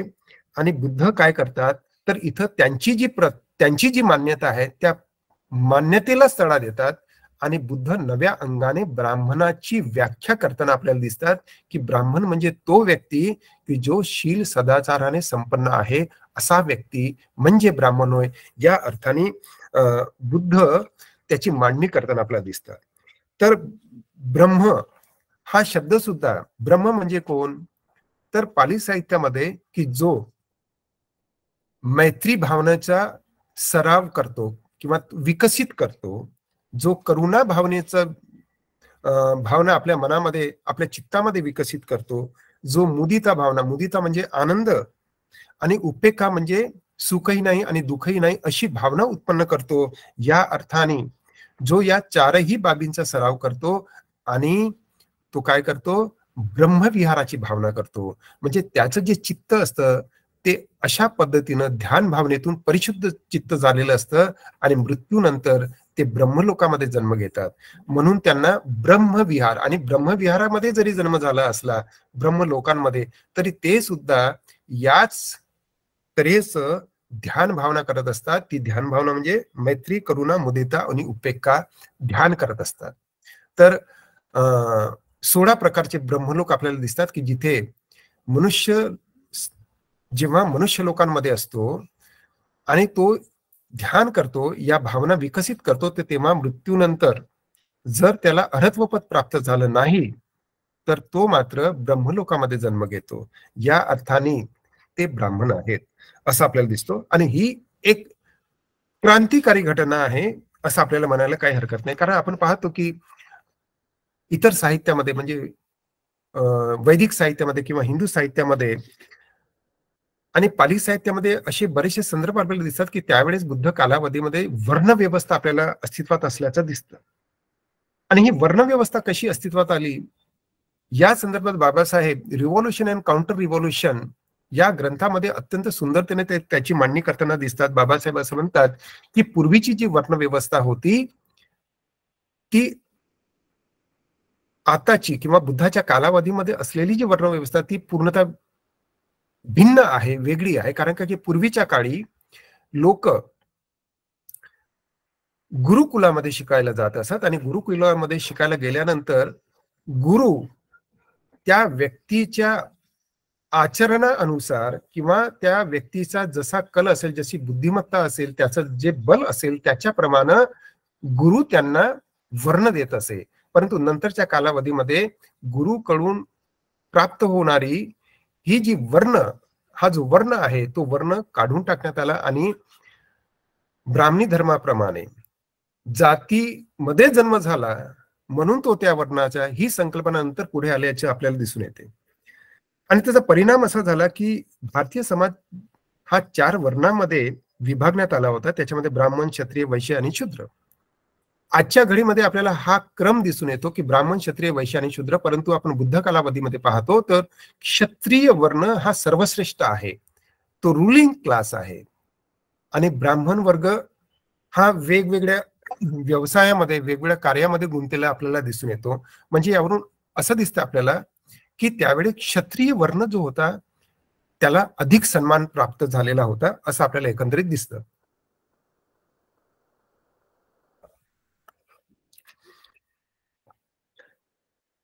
तर बुद्धाच्या कालावधीमध्ये ब्राह्मणी धर्माची जी मानसिकता होती त्या मानसिकतेनं आपल्याला हे वर्ण व्यवस्था त्यावेळेस दिसून येते. परंतु भगवंतांची शिकवण जेव्हा त्यांनी प्रसारित केली, भगवंतांनी आपला धम्म प्रकाशित केला आणि त्याचा परिणाम असा झाला की विविध जाती धर्म पंथांची जी माणसं होती, विविध वर्णाची, विविध कुळाची, विविध व्यवसायाची, तर ती सर्व बुद्धांच्या धम्मामध्ये आली आणि त्यांनी आपलं कल्याण साधलं. कारण की बुद्धांचा जो धर्म आहे तो जात धर्म पंथ विरहित असा धम्म आहे असं आपल्याला दिसतं.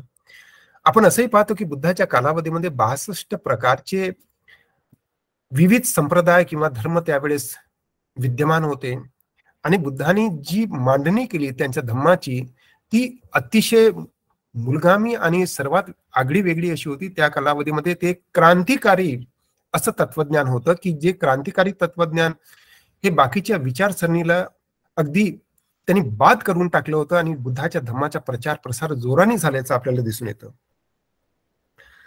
तर आपण हेही सुद्धा जाणतो की बुद्धाची जी शिकवण होती त्याला लोकांनी आत्मसात केलं आणि आत्मसात करून लोकांनी सत्याचा शोध घेतला. अनेक विविध जाती धर्म पंथातील लोक जेव्हा संघामध्ये आले, भिक्खू झालेत आणि त्यांनी सत्याचा शोध घेऊन ते निर्वाण पद त्यांनी प्राप्त केलं.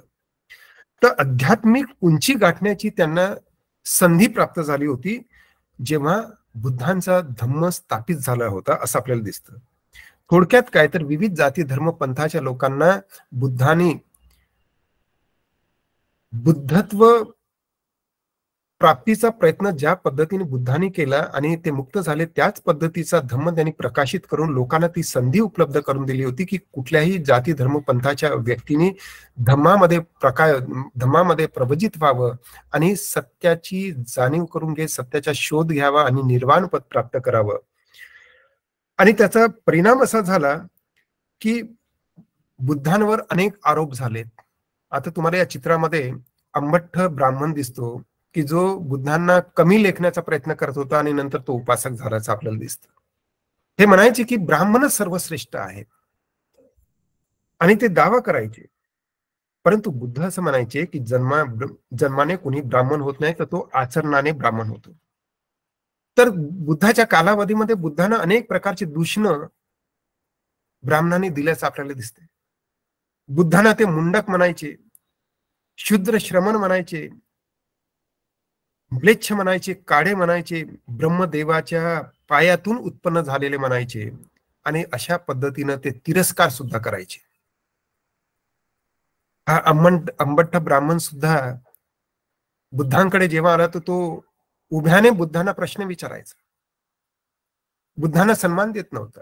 आणि तो म्हणायचा की मी जेव्हा शाक्यांच्या नगरीमध्ये गेलो तेव्हा मला तिथल्या शाक्यांनी बसण्यासाठी आसन दिलं नाही, माझा अपमान केला वगैरे वगैरे.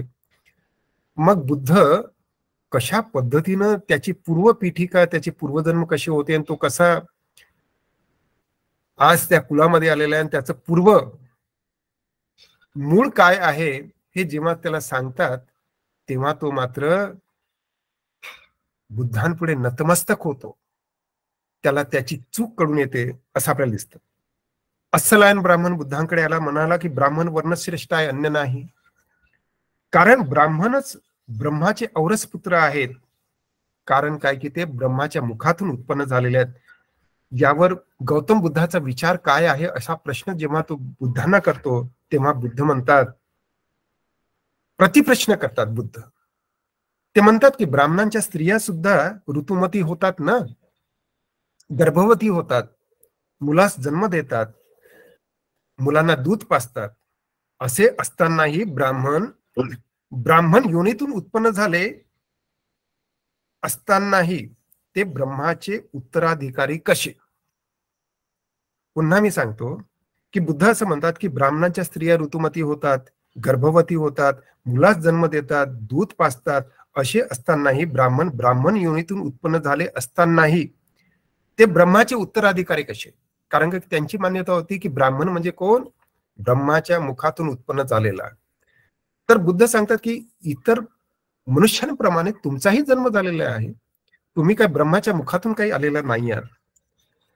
बुद्ध पुढे असं म्हणतात की एखादा व्यक्ती क्षत्रिय असेल आणि तो जर व्यभिचारी असेल, चुगलीखोर असेल, तर मृत्यूनंतर तो नरकात जाईल.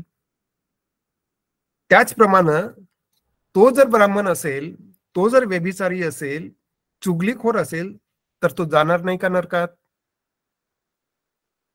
बुद्ध प्रतिप्रश्न करतात. जर ब्राह्मण, क्षत्रिय, इतर जातीच्या लोकांना किंवा इतर चारही वर्णाच्या लोकांनी जर अग्नी प्रज्वलित केला तर त्यामधील जो प्रकाश उत्पन्न होणार तो वेगवेगळा असणार आहे काय? तसलायन म्हणतो नाही. मग बुद्ध आणखी काही उदाहरणं देतात की चारही वर्णाची लोक जर आपलं टॉवेल, साबून घेऊन आंघोळीसाठी नदीवर गेले, त्यांनी आपल्या शरीरावर मस्तपैकी साबण लावलं, नदीमध्ये अंग स्वच्छ करण्यासाठी उतरले, तर नदी काय त्यांच्यामध्ये काय भेदभाव करते का की ब्राह्मण फक्त परिशुद्ध होणार, बाकीचे शुद्ध होणार नाही? तर अस्सलान म्हणतो सर्वांना एकसारखंच नदी स्वच्छ करेल. तर असे अनेक सूक्त आपल्याला पाली साहित्यात दिसून येतात, जसं कनत्थ कला सूक्त असेल, मथुरा सूक्त असेल, अंगना सूक्त असेल.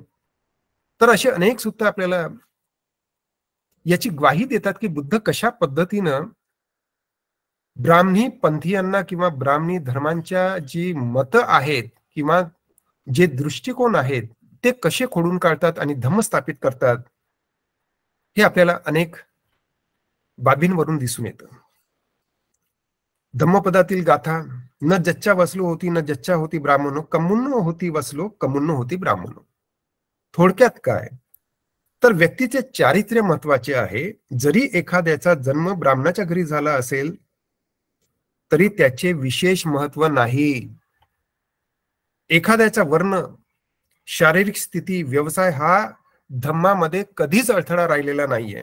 आणि आपण पाहतो की अनेक जाती धर्म पंथाचे, विविध वर्णाचे लोक बुद्धाच्या धम्मामध्ये प्रवज्जित झाले आणि त्यांनी अर्हत्व पद प्राप्त केलंय.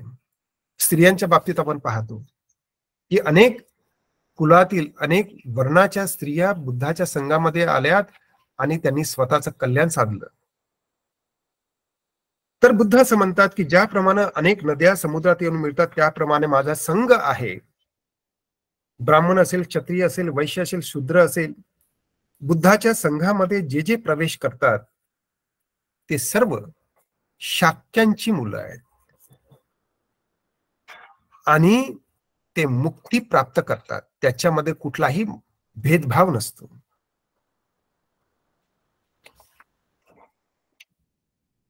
तर ब्राह्मण कशावरून ठरवायचं, त्याची कसोटी बुद्ध लावतात आणि ते म्हणतात, अनेक सूत्राच्या आधारे मी फक्त संक्षिप्त स्वरूपामध्ये तुम्हाला सांगतो की बुद्ध असं म्हणतात की मनुष्य आपल्या कर्माने ब्राह्मण होतो, जन्माने नव्हे.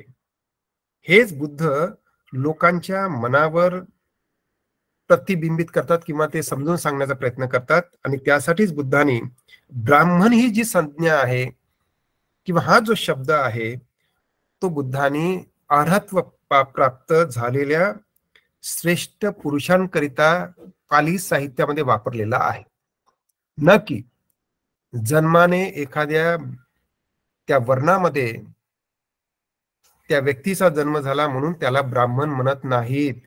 तर जो काया वाचा मनाने परिशुद्ध आहे, ज्याचं चित्त परिशुद्ध झालेलं आहे, त्या व्यक्तीसाठी बुद्ध ब्राह्मण हा शब्द वापरताना आपल्याला दिसतात. मला असं वाटतं की मी जास्त बोललोय. कथानक अगदी छोटं छोटं होतं, परंतु विस्तार करून सांगण्यामध्ये थोडासा अवधी गेला. तुमचं मी क्षमा मागतो आणि या ठिकाणी थांबतोय. तुम्ही सर्व उपस्थित राहिलात आणि आज आपण ही जी चर्चा मी तुमच्या सोबत केली त्या चर्चेमध्ये आपण सहभागी झालात, त्याबद्दल तुमचं पुनश्च एकदा धन्यवाद. नमो बुद्धाय. जय भीम. साधु साधु साधु साधु साधु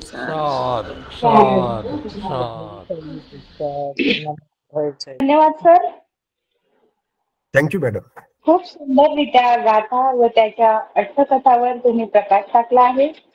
खूप सुंदर आणि सहज समजेल अशा पद्धतीने ही अर्थकथा समजावून सांगितली. खूप खूप साधुवाद सर. आजच्या व्याख्यानाला अनुसरून जर कुणाचे प्रश्न असतील तर ते जरूर विचारावे. हा मंच आता प्रश्न उत्तरासाठी खुला आहे. मला वाटतं कुणाचे काही प्रश्न नाही आहेत. नमो बुद्धाय. जय भीम. पद्मा मॅम, तुम्हाला मी विनंती करतो आज या विषयावर समराईज करू शकाल. नमो बुद्धाय. जय भीम. No. माटे खूपच एक्सलेंट प्रेझेंटेशन होतं. खूप छान सांगितलं माटे सरांनी, सगळ्या बाजू आणि रेफरन्सेस खूप छान दिले. जी पहिली त्यांनी स्टोरी सांगितली, अट्टकथा. तर म्हणजे बुद्ध जे आहे ते खरंच विद्याचरण संपन्न होते. म्हणजे काय की जे बोलायचे तसं ते खरंच वागायचे आणि जसं त्यांचं आचरण होतं तसं बोलायचे. त्यांनी त्यावेळेचा जी कंटेम्पररी समाज होता हा वर्णव्यवस्थेवर आधारित होता. तर त्यांनी मोडीत आणलं, प्रवाहाच्या विरुद्ध ते गेले आणि मग खरंच ते समता, बंधुता, न्याय त्यांची जी तत्व आहेत त्याच्यावरच आधारित डॉक्टर बाबासाहेब आंबेडकरांनी आपली जी भारताची घटना लिहिलेली आहे तर त्यांच्या म्हणण्याप्रमाणे आनंद भंतेजींच्या मध्यस्थीने का होईना की प्रजापती गौतमींना जेव्हा त्यांनी भिक्खुनी होण्याची इच्छा व्यक्त केली, की त्यांनाही कळलं की हा जो निब्बाणाचा मार्ग आहे, जो धम्म हा युनिव्हर्सल जो धम्म आहे, हा निब्बाणाकडे घेऊन जातो, असा सर्वश्रेष्ठ धम्म आहे. आणि जन्म आणि मृत्यूचं जे विशेष सर्कल आहे त्याच्यातून तो आपली सुटका करतो, की त्याचा एकच मार्ग आहे की परत म्हणजे आर्य अष्टांगिक मार्ग आहे, की म्हणजे जी बुद्धांनी दिलेला आहे. तर त्याच्यामध्ये त्यांनी फक्त आधी भिक्खूच होते आणि त्यावेळेला तर स्त्रियांना, जे ब्राह्मण स्त्रिया असेल तर त्यांना त्यांचे जे वेद आहेत ते उच्चारणाचाही अधिकार नव्हता. म्हणजे ती तेव्हाची जी सोसायटी होती ती purely based on discrimination, gender discrimination, okay नाही. तर त्या अशा समाजामध्ये मग त्यांनी जसं त्यांनी बोललं मग आणि त्यांच्या संघामध्ये सगळ्या जातीचे सगळ्या प्रकारचे लोक तर होते. भिक्खुनी संघ त्यांनी मग शेवटी स्थापन करून घेतला. त्यामुळे त्यांचाही उद्धार झाला. त्या भिक्खुणे प्रजापती त्या गौतमी ज्या आहेत त्यांच्या त्या मावशीच आहेत. त्यांनी आईप्रमाणे सांभाळ केला. त्यांच्या मागोमाग 500 भिक्खुनी पण त्यांच्या सोबत ज्या 500 त्या महिला त्या पण त्या भिक्खुनी संघात होता. त्यांचाही उद्धार झाला आणि त्याच्यानंतर अजून असंख्य भिक्खुनी गणामध्ये संघामध्ये त्यांचा समावेश झाला. तर हे त्यावेळेला इतकं जी फ्रीडम नसताना बुद्धांनी ते खरंच एक रिव्हॉल्युशन घडून आणलं आणि ते जसं बोलायचे ते तसं वागायचे ते पण दिसतं की ते खरंच समतेचे पुरस्कर्ते होते. आणि दुसरी जी आत्मकथा आहे की त्यांच्यामध्ये सारीपुत्त हे किती श्रेष्ठ आहेत, की त्यांच्या आईलाही त्यांना कळलं की त्यांची महानता काय आहे, की हे देवता लोकही यांना पुजतात. बरेच आपल्याला रेफरन्सेस असेही मिळतात की जेव्हा आता पंचशत भिक्खू वथू मध्येही जेव्हा ते that is based on Metta सूत्र त्याच्यामध्ये जे सांगितलेलं आहे बुद्धाने की ते 500 अरहंत जेव्हा फॉरेस्टमध्ये कम्मठान घेऊन, जे 40 कम्मठान्स आहेत, 40 कम्मठान आहेत, त्यातले कम्मठान घेऊन जेव्हा ते साधना करायला, विपश्यना करायला गेलेले, तर तिकडच्या ज्या देवता होत्या वृक्षांवरती, त्यांना असं वाटलेलं की हे काही दिवसात चालले जातील बुवा, 3-4 दिवसामध्ये.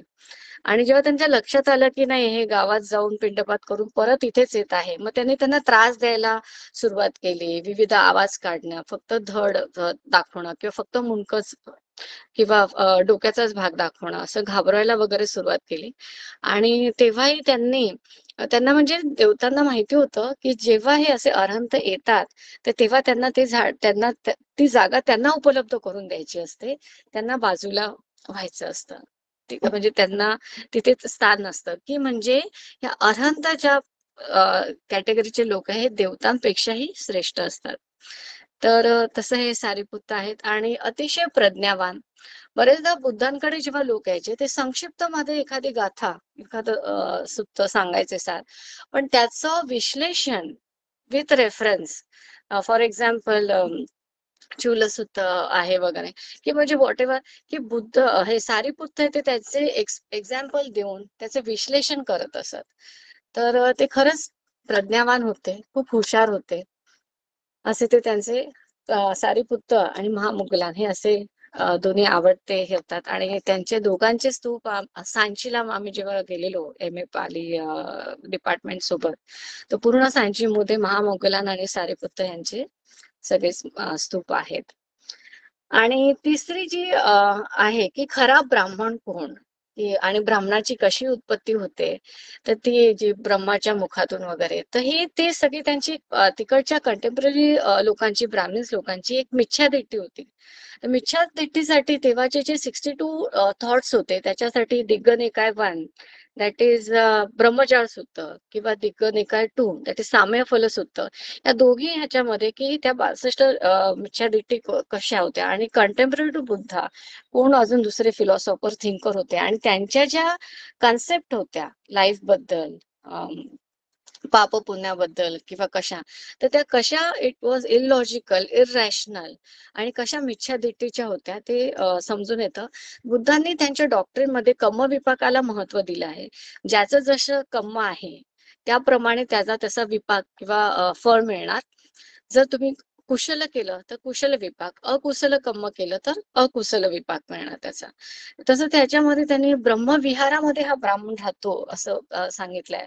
तर हे जे ब्रह्मविहार हे काय आहेत, हे जे 40 कम्मठान आहे, रेफरन्स विशुद्धी मध्ये आपल्याला मिळतं, की त्याच्यामध्ये बुद्ध घोषाने सांगितलेलं आहे, म्हणजे आहे त्याच्यामध्ये समाधीमध्ये, की जे 40 कम्मठान्स आहेत त्याच्यापैकी वन ऑफ द ब्रह्मविहार आहे. ते 4 ब्रह्मविहार आहेत, की जसं फर्स्ट आहे मेत्ता, की दुसऱ्यांच्या बद्दल लव्हिंग काइंडनेस, मैत्रीची भावना ठेवली पाहिजे.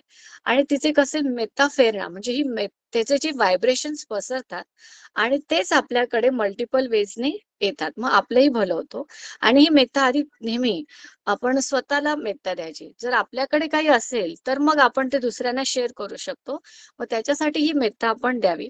त्याच्यानंतर बुद्ध सांगतात मेत्तानंतर, की करुणा. करुणा म्हणजे सिंपती दाखवा, किंवा empathy will be the right word, की दुसऱ्यांच्या try to fit your foot in somebody else shoes, की ते व्यक्ती कोणत्या स्टेज फेज मधून जात आहे त्याला समजून घेणं, त्याच्याबद्दल सिंपती दाखवणं.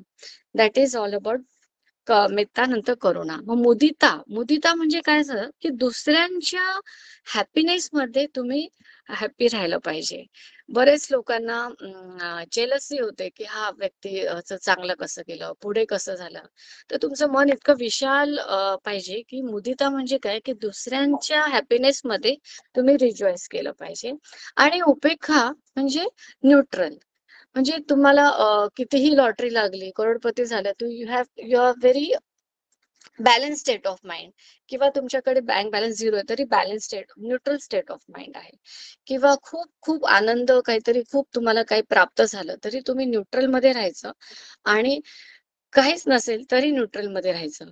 म्हणजे ह्यामुळे काय होतं, हे दुःख होत नाही. जेव्हा एखाद्या व्यक्तीला दुःख का होतो, की बुद्धाने सांगितले दुःखाच्या डेफिनेशन्स मध्ये, प्रिय लोकांचा, जे प्रिय लोक आहेत त्यांचा जेव्हा विरह होतं, ते आपल्या आयुष्यातून निघून जातात, मृत्यू पावत होते, तेव्हा आपण जास्त दुःखमय होतो. बरोबर. पण मग आपण जेव्हा उपेक्षित राहायला शिकतो, तर तेव्हा हे आपण दुःखावरती कंट्रोल करू शकतो. कारण प्रत्येकाचा सत्य वेगळं आहे आणि ह्या अनुभवाच्या स्तरावर सत्याचा साक्षात्कार होणं गरजेचं आहे. आणि तेव्हाच त्या अनित्य, बुद्धांचे जे 3 लक्षण आहेत, अनित्य, दुःख, अनंत, याचा बोध होतो. तर अनित्याचा बोध होण्यासाठी आधी ते 4 जे आर्य सत्य आहे त्याचा साक्षात्कार होणं आवश्यक आहे. आणि ते प्रत्येकाचं जे सत्य आहे, हे as there are individual differences, प्रत्येकाचं सत्यही वेगळं आहे. मग त्यामुळे तो सत्याचा साक्षात्कार झाल्यानंतरच ती अनित्याची भावना येईल आणि त्या स्टेजलाच मग व्यक्ती उपेक्षेमध्ये राहू शकतो. किंवा सरांनी आता छान सांगितलं, की स्ट्रीम एंट्रीमध्ये जे प्रवेश होतात, हा ब्राह्मण तो नाहीये, की तो ब्राह्मणाच्या घरी बॉर्न झाला आहे, जन्म त्यांनी ब्राह्मणाच्या घरी घेतला आहे. तर हा खऱ्या अर्थाने ब्राह्मण आहे. राग दोष मोहमुक्त होऊन त्याच्यातून त्याची सुटका करून तो खऱ्या अर्थाने तो ब्राह्मण झालेला आहे. तर ह्या गोष्टी ज्या आहेत, की हे बुद्धांची जी थॉट्स आहेत ती किती क्लिअर होते, किती विविड होते. आणि त्यामुळे त्यांची जी संमदिट्ठी त्यांनी सगळ्यांना आर्य अष्टांगी मार्गामधून दिली, की लोक त्यावेळेला मिथ्यादिट्ठीमध्ये होते. आणि सगळाच आजूबाजूचा जो समाज आहे कर्मकांड रूपी जी मिथ्यादिट्ठीमध्ये होते, त्याच्यामध्ये ही ऍक्च्युअल त्यांनी रिव्होल्युशन घडवून आणलं, की हे असं नाहीये. तर ह्या 4 ब्रह्मविहारामध्ये जो राहतो, मग हे कोण राहतात, तर त्याच्या स्टेजेस पण आहेत. सोतापन्नी, सगदागामी, अनागामी, मग अरहंत. आणि जसं जसं एक एक स्टेजवर जाल तसे तसे तुमचे जे फेटर्स आहेत, ते संयोजन आहेत, जे चित्ताचे मल आहेत, ते निघून गेल्यानंतर पिक्चर क्लिअर होतो आणि त्या माणसाचं मन, चित्त एकदम निर्मळ होतं. बुद्धाने हेही सांगितलं आहे, चेतनाही अहम कम्मम वदामी भिक्खवे, म्हणजे ही जे तुमचे जे व्हॉल्युशन्स आहेत, तुम्ही कुठले कर्म कुठल्या व्हॉल्युशनने करता, that is also very important. किंवा मानसिक स्त्री म्हणतो, की प्रत्येक गोष्ट करताना तुमची मनाची अवस्था कशी असते. मग तो हा खरा ब्राह्मण तो आहे. तो धर्मामध्ये प्रतिष्ठित होतो, पण तो कशा प्रकारे प्रतिष्ठित होतो, की तो राग दोष मोह याच्यापासून मुक्त झालेला आहे. आणि जेव्हा व्यक्ती राग दोष मोहातून मुक्त होते, तेव्हाच ती उपेक्षा स्टेजला ती पोहोचू शकते. तर आणि त्याचे आपल्याला रेफरन्सेस मध्ये मिथ्यादिठी जर कोणाला स्टडी करायचं असेल तर दिग्घ निकाय जे आहे फर्स्ट त्याचे ब्रह्मजाळ सूत्र त्याच्यामध्ये 62 ज्या मिथ्यादिठी आहेत त्या क्लिअर दिलेल्या आहेत. इव्हन दिग्घ निकाय टू साम्यफल सूत्र मध्ये पण त्यांनी तेव्हाचे कंटेम्पररी जसे मेखली किंवा बाकीचे जे ज्याचे संजय वेलट्टीपुत्त वगैरे त्यांचे जे कंटेम्पररी थिंकर्स होते की ते कसे त्यांची मिथ्यादिठी होती हे आपल्याला जास्त डिटेल कळतं. तर सरांनी खूप हे ब्राह्मण वर्गातील हे सांगितलंय की खरा ब्राह्मण कोण आहे. तर खरा ब्राह्मण हा जन्मावर कधीच नाहीये. हा त्याच्या कर्माने तो त्याचं किती श्रेष्ठ कर्म आहे आणि त्या कर्मानेच तो खरा ब्राह्मण होतो. आणि तो थॉट किती राईटफुल आहे. म्हणजे बाबासाहेबांनी पण आता जी आपली घटना लिहिलेली आहे किंवा बाबासाहेबांनी पूर्ण आपलं आयुष्य एका माणसाने दुसऱ्या माणसाला माणूस म्हणून वागवावे आणि हे जातीय व्यवस्था जी आहे ती किती इलॉजिकल आहे की एखादा व्यक्ती कितीही म्हणजे अयोग्य असेल पण एखाद्या ब्राह्मण किंवा उच्च कुळामध्ये सो कॉल्ड उच्च कुलामध्ये जस्ट त्याचा जन्म झालाय म्हणून तो श्रेष्ठ आणि एखादा व्यक्ती कितीही हुशार असेल पण तो जर खालच्या सो कॉल्ड खालच्या कास्टमध्ये जर बॉर्न झाला असेल तर त्याला महत्व प्राप्त नाही. That is wrong. आणि बाबासाहेबांनी हे प्रूव्ह करून दाखवलं की education can never be monopoly of particular caste class और जेंडर. त्यांच्या एवढं उच्च विद्या विभूषित तर इंडियामध्ये तर कोणी नाही आहे. आणि जे आत्ताच्या क्षणाला जे अर्थशास्त्र तज्ञ ते होते ग्रेट इकॉनॉमिस्ट जे होते किंवा त्यांचे प्रॉब्लेम ऑफ रुपीवरती लोक आता PhD करून त्यांचं लाईव्हलीहूड चाललेलं आहे. तर he was very much loyal and you can compare his thoughts with Buddha. म्हणून त्यांनी एवढा सगळा स्टडी करून बुद्ध रिलिजनला हे पुढे आणलं बुद्धिझमला. तर ह्या पूर्ण ह्याच्यातून कळतं की खरा ब्राह्मण कोण की तो जन्माने नव्हे तर तो कर्माने श्रेष्ठ आहे. तो खरा ब्राह्मण आहे. थँक्यू माटे सर. धन्यवाद मॅम. धन्यवाद. खूप सुंदररित्या तुम्ही समराईज केलं. माटे सरांना कुणाचे काही प्रश्न आहेत का? आणि हो मॅडम, मला एक आहे. बोला मॅम. खूपच सुंदर देशना दिदी सर, माटे सर, खूपच छान म्हणजे खूपच छान. अगदी ऐकावं वाटत होतं आणि त्या काळात गेल्यासारखं वाटत होतं सर. मला एक प्रश्न आहे सर की सारीपुत्त जेव्हा घरी येतात आई त्यांना पाहते तर ते शांत होते आणि नंतर ते आपल्या पूजा चातुर महाराजांची ती पूजा करते. मला हे म्हणायचं होतं की चातुर महाराज त्यांची पूजा करतात हे त्यांना कळतं पण सारीपुत्ताला पाहून त्यांना हे नाही कळत का की ते किती विद्वान आहेत आणि किती ते ग्रेट आहेत म्हणून? वास्तविकतेमध्ये तुम्ही एक मूळ मुद्दा लक्षात घ्या की सारीपुत्ताची ती आई आहे. आईचं हृदय की तिने अशी इच्छा बाळगलेली असते की हे जे संन्यस्त जीवन आहे ते सोडून तिच्या मुलाने गृहस्थी जीवन स्वीकारावं ही तिची सुरुवातीपासून इच्छा असते. आणि जेव्हा सारीपुत्त घरी येत आहेत हे जेव्हा तिला कळतं तर तिला मोठा परम आनंद होतो. परंतु ते त्या चिवरामध्येच आहेत तर तेव्हा तिला निराशा होते आणि तिला असं वाटतं की हा माझा मुलगा आहे एवढंच तिला असं वाटत असतं. आणि ती पुन्हाच तिच्या देवदेवतांना तिची पूजा करण्यामध्ये तिचा वेळ घालवत असते. पण तिला हे माहीतच नसतं की तिचा मुलगा हा किती श्रेष्ठ आहे देवतांपेक्षा सुद्धा. कारण निर्वाण प्राप्त झालेला व्यक्ती आहे, सरसेनापती आहे, बुद्धाच्या धम्माचा अत्यंत सुंदर असा विश्लेषक आहे, याची तिला काळी मात्र कल्पना नसते. परंतु अरहंत व्यक्ती जो असतो तो त्याचं चित्त परिशुद्ध झाल्यामुळं देवता सुद्धा त्यांना वंदन करतात. एवढंच काय तर बुद्ध असं धम्मपदाच्या एका गाथेमध्ये असं बोलतात की एखादा व्यक्ती स्वतःपन्न जर झाला तर तो देवतांपेक्षा सुद्धा श्रेष्ठ आहे. त्याचं कारण असं आहे की देवता ज्या असतात या जन्म मरणाच्या फेऱ्यातून मुक्त झालेल्या नसतात आणि त्यांचं आयुर्मान सुद्धा खूप मोठं असतं. त्यांना मुक्ती कधी मिळेल हे सर्व अनिश्चित असतं. परंतु एखादा व्यक्ती जेव्हा स्वतःपन्न असतो तर तो जास्तीत जास्त 7 जन्म घेऊन एक जन्म घेऊ नये, 2 जन्म घेऊ नये, तो अंतिमतः या जन्म मरणाच्या फेऱ्यातून मुक्त होऊ शकतो. आणि देवदेवतांना मात्र ही बाब शक्य नसते. आणि म्हणूनच आपण असंही पाहतो की भगवान गौतम बुद्ध तुषित देव लोकांमध्ये राहत असताना ते तिथे बुद्धत्व प्राप्त होऊ शकत नाही. त्याच्यामुळे ते काय करतात, तर मनुष्य लोकांमध्ये येऊन जन्म ग्रहण करतात. कारण की मनुष्य भूमी ही अशी भूमी आहे की जिथे बुद्धांच्या शिकवणीचा प्रत्यक्ष अनुभूतीने प्रज्ञा विकसित करता येतं. ही मनुष्य लोकांची एक खासियत आहे. त्याच्यामुळे बुद्ध तुषित देवलोकातून मनुष्य लोकांमध्ये जन्मग्रहण करून बुद्धत्वाची प्राप्ती करतात. परंतु देवदेवतांना मात्र हे शक्य नसते. यावरून तुमचं असं लक्षात आलं असेल की एक आईचं हृदय, तिच्या मुलाप्रती असलेली तिची भावना, की मुलाने गृहस्थ जीवन स्वीकारून आपला प्रपंच पुढे न्यावा, त्याला कुठेतरी छेद दिलेला दिसतो सारीपुत्ताने, की जेव्हा ते प्रवज्जित होऊनच ते पुनश्च परिनिर्वाणासाठी ते जेव्हा त्यांच्या घरी जातात आणि तिथे ते गेले असताना त्यांची आई पाहते की ती ज्यांची पूजा करते त्या सर्व देवदेवता सारीपुत्ताची पूजा करत आहेत. तेव्हा तिला कळतं की तिचा मुलगा किती श्रेष्ठ आहे आणि ती स्वतःपन्न होते. तुमचं समाधान झालं असावं.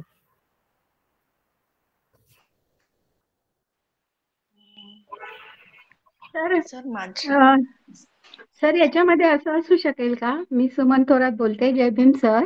मला म्हणायचं होतं की त्या सारीपुत्तांनी त्यांच्या मातेला कदाचित दृष्टांत दिला असेल, जसे की राजा बिंबिसारनी ची पत्नी खेमा बुद्धांकडे जात नव्हती आणि बऱ्याच वेळेला बुद्धांची मी काही सांगत नाही, आपल्याला सगळं माहिती आहे, पण म्हणजे असं खेमाला बुद्धांनी दृष्टांत दिला की अप्सरा त्यांना वारा घालतायत आणि नंतर मग ते कशी वयोवृद्ध झाली वगैरे असा दृष्टांत दिला. जसं त्यांनी नंदला पण दिलेला होता, तसं सारीपुत्त खूप अग्रेसर होते आणि धम्माचे सेनापती होते, बुद्धांच्या बरोबरीचे होते, त्यांच्याकडे रिद्धी होती, 4 आर्य सत्य खूप छान तऱ्हेने सांगत होते ते बुद्धांपेक्षाही, असं ते म्हणतात बुद्धांसारखं. तर मग त्यांनी त्यांच्या एक सामान्य स्त्रीला कसं कळेल की हे कसं आहे, त्यांनी तो दृष्टांत दिला असेल म्हणूनच त्यांना ते समजलं असेल की माझी देवता माझ्या मुलाचं पूजा करत आहे, असं मला म्हणजे असं असू शकेल काय, असं माझा प्रश्न होता सर. बघा की प्रश्न असा आहे की एखादा व्यक्ती जेव्हा अरहंत होतो ना, तर त्याच्या मनामध्ये काहीही शिल्लक राहत नाही. चित्त परिशुद्ध झालेले असते. काय करावं काय करू नये किंवा कुणाला खुश करावं खुश करू नये अशा कुठल्याही भावना त्यांच्या मनामध्ये नसतात. राहिला प्रश्न असा की अरहंत जे असतात देवतांना हे माहीत असतं.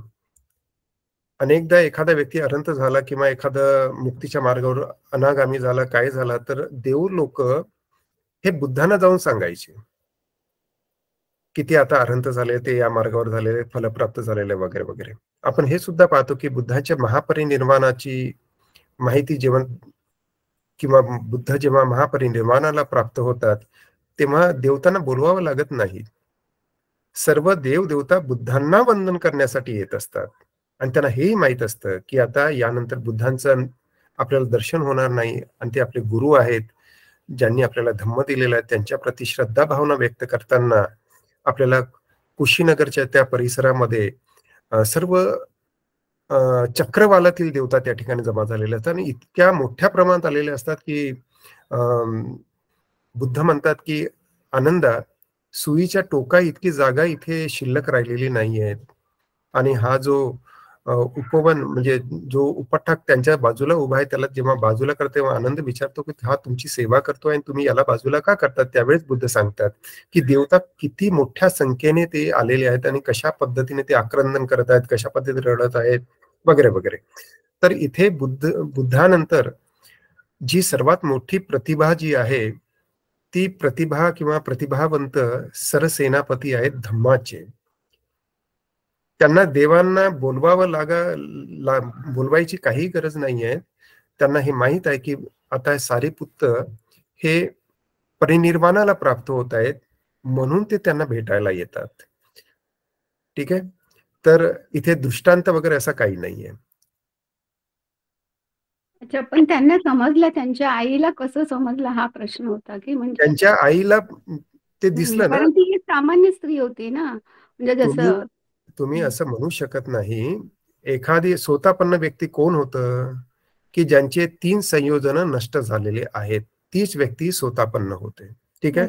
याचा अर्थ काय की ती धम्म मार्गावर होती, जरी ती दुसऱ्या पंथात असली किंवा दुसऱ्या विचारसरणीची जरी असली तरी त्या मार्गावर होती आणि तिला नंतर तो साक्षात्कार झाला.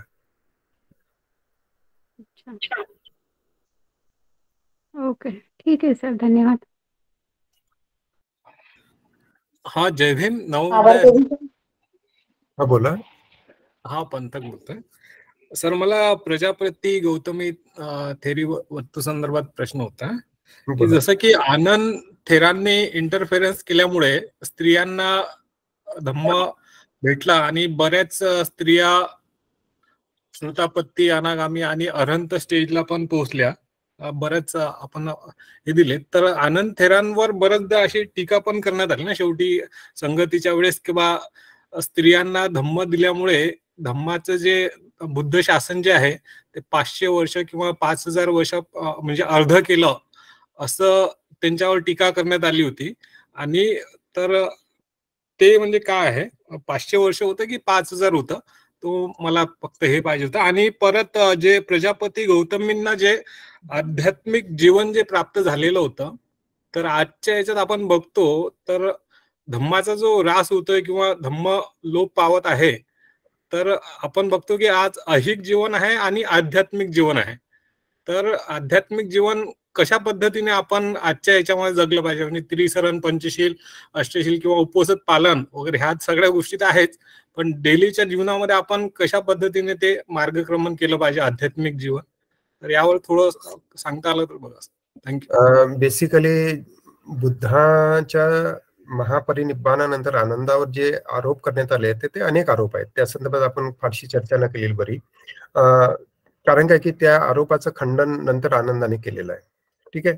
राहिला प्रश्न असा की बुद्धाचं शासन हे 5000 वर्षाचं आहे. मला असं वाटतं की त्याच्यातलं शून्य कदाचित गाळला गेला असावा, कारण बुद्धांनीच हे सांगितलं ना, प्रिडिक्ट त्यावेळेसच केलं होतं की त्यांचे शासन किती कालावधीमध्ये राहील. जर 500 वर्षाचं जर त्यांनी डिक्लेअर केलं असतं तर मग आता तर आपण पाहतो की 2500 वर्ष होऊन गेलेत, आणि अशी मान्यता आहे की बुद्धाचं शासन हे आणखी 2400 वर्ष राहील, म्हणजे एकूण 5000 वर्ष. तर तो कदाचित ती चूक झाली असावी असा माझा अंदाज आहे. ठीक आहे.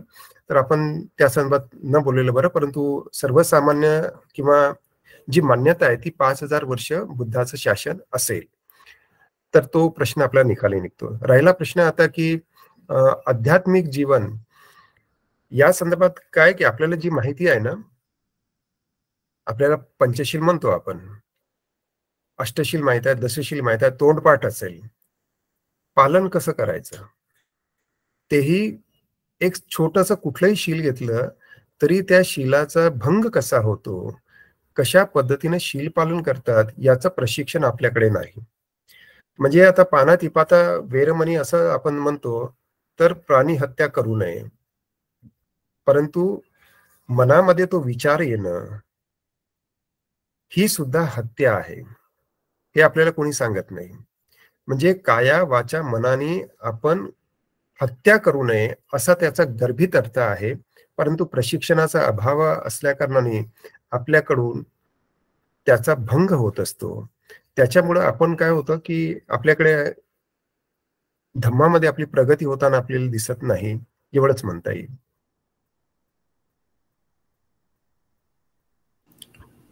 हो सर, थँक्यू. पण तरी धम्माचा जो ऱ्हास होतो, तर या संदर्भात काही सांगतात, म्हणजे धम्मामध्ये जेव्हा ऱ्हास होतो, धम्माचा ऱ्हास होण्याचे बाबासाहेबांनी कारण सांगितलेली आहे. ठीक आहे. तुम्ही कधीतरी रिव्होल्युशन अँड काउंटर रिव्होल्युशन किंवा बाबासाहेबांचे जे भाषण आहेत त्याच्यामध्ये गेलात तर ते सांगतात की कशा कशामुळे तो ऱ्हास होत असतो. जेव्हा विद्वान नसतात किंवा धम्मच एखादा कुचकामी असतो, त्याचा बेस नसतो, अशी कारण बाबासाहेबांनी कोट केलेली आहेत.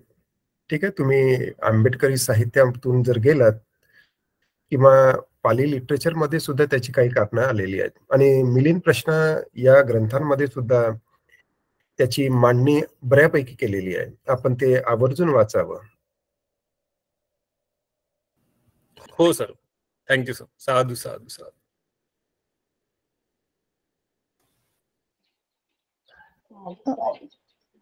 मिसाळकर सर आलेले आहेत. सर तुम्ही बोलाल का? शारदा मॅम, मिसाळकर सर आलेले आहेत. आले का? नाही, मी प्रश्न उत्तर आहे.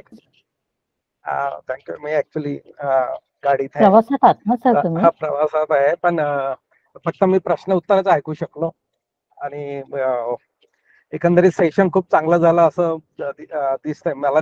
मी नाही ऐकू शकलो काही कारणामुळे. प्रश्न जे विचारले गेलेले आहेत त्याचे माटे सरांनी उत्तर पण खूप छान दिलेले आहे आणि म्हणजे सारीपुत्त थेराबद्दल आपण म्हणजे ब्राह्मण वकामध्ये सारीपुत्त थेरावर मागे पण अट्टकथा आलेली आहे आणि पुढे पण येणार आहे आणि त्यांची जी सहनशीलता आहे किंवा धम्माची त्यांची जी आवड आहे किंवा समजून सांगण्याची जी शैली आहे तर ती वेळोवेळी आपल्याला बुद्धाने दाखवलेली आहे किंवा अट्टकथातून मिळालेली आहे. जो प्रश्न होता आईचा की आपल्याला माहित आहे की सारीपुत्त थेर जे आहे ही खूप श्रीमंत घरातले व्यक्ती होती ती, पण सगळं त्याग करून ते आले होते, त्यामुळे त्यांच्याबद्दल एक नाराजी जी असते ती होतीच होती. तर आपल्याला सारीपुत्त थेराचे इतरही जे नातेवाईक आहेत त्यांच्याबद्दल आपल्याला बरीच माहिती या अट्टकथावरून मिळते आणि त्यावेळेस भिक्खू लोकांना गृहत्याग केल्यानंतर म्हणजे त्यांच्या पूर्वाश्रमीच्या ज्या म्हणजे पत्नी असतील, मुलं असतील किंवा आई वडील असतील त्यांच्याकडून कसा त्रास झाला किंवा कशी वागणूक झाली ते आपल्याला या अट्टकथेवरून कळतंय. आणि असाच एक जो भिक्खू जो आहे, जो अरंत झालेला, आता मी नाव विसरलो, ते आपल्या घरासमोर आले म्हणजे आपल्या आईकडे पिंडपात करताना आपल्या घराजवळ पोहोचले. तर त्यांची आई जी आहे ती ब्रह्माला मानणारी होती. ती ब्रह्माची याचना करत होती किंवा पूजा करत होती आणि जे अर्ध्य आहे म्हणजे जे अन्न भोजनदान जे करायचं असतं ब्रह्माला ते करत होती. तर समोर भिक्खू आलेला आहे म्हणजे ती ओळखत पण नाही की मुलगा आहे म्हणून, म्हणजे एवढा तिरस्कार किंवा भिक्खू बद्दल एवढा तिरस्कार होता. त्याला भोजनदान न करता ती ब्रह्माला भोजनदान करत होती. तेव्हा ब्रह्माने सांगितलं की त्या स्त्रीला की तू जे भोजनदान करत आहे ते मला तू म्हणजे मानवी भोजन आम्हाला चालत नाहीये. आणि दुसरी गोष्ट आहे की आम्ही खूप दूर आहे, ते आमच्यापर्यंत पोहोचतच नाही. तर तुम्हाला जर भोजन दान करायचंच असेल तर माझ्यापेक्षा जास्त श्रेष्ठ व्यक्ती तुझ्या घरासमोर उभा आहे आणि त्याला पिंडपात कर किंवा भोजनदान कर असं ब्रह्मा सांगतो त्या स्त्रीला. ती स्त्री त्या भिक्खूची आई आहे. तर म्हणजे हा जो प्रसंग आहे ना, हा सारीपुत्त थेरांच्या प्रसंगाशी थोडासा निगडीत आहे म्हणून मी सांगितलंय की हे जे भिक्खू आपला गृहत्याग केल्यानंतर त्यांना घरच्या लोकांकडून कशी वागणूक मिळत होती कधी कधी ते आपल्याला या अट्टकथावरून दिसतंय. आणि भिक्खूंच्या ज्या समस्या होत्या आधीच्या किंवा नंतरच्या त्या आपल्याला या अट्टकथावरून कळत आहे. अजून एक प्रश्न काहीतरी विसरलो होतो कशाबद्दल आहे, आजच्या सेशन मध्येच आहे.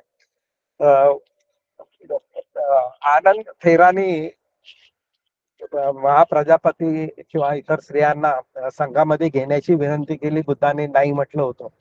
पण हा जो प्रकार आहे ना एकदम सोपा आहे, वरवरचा असा आपण आहे तसं नसतंय ते.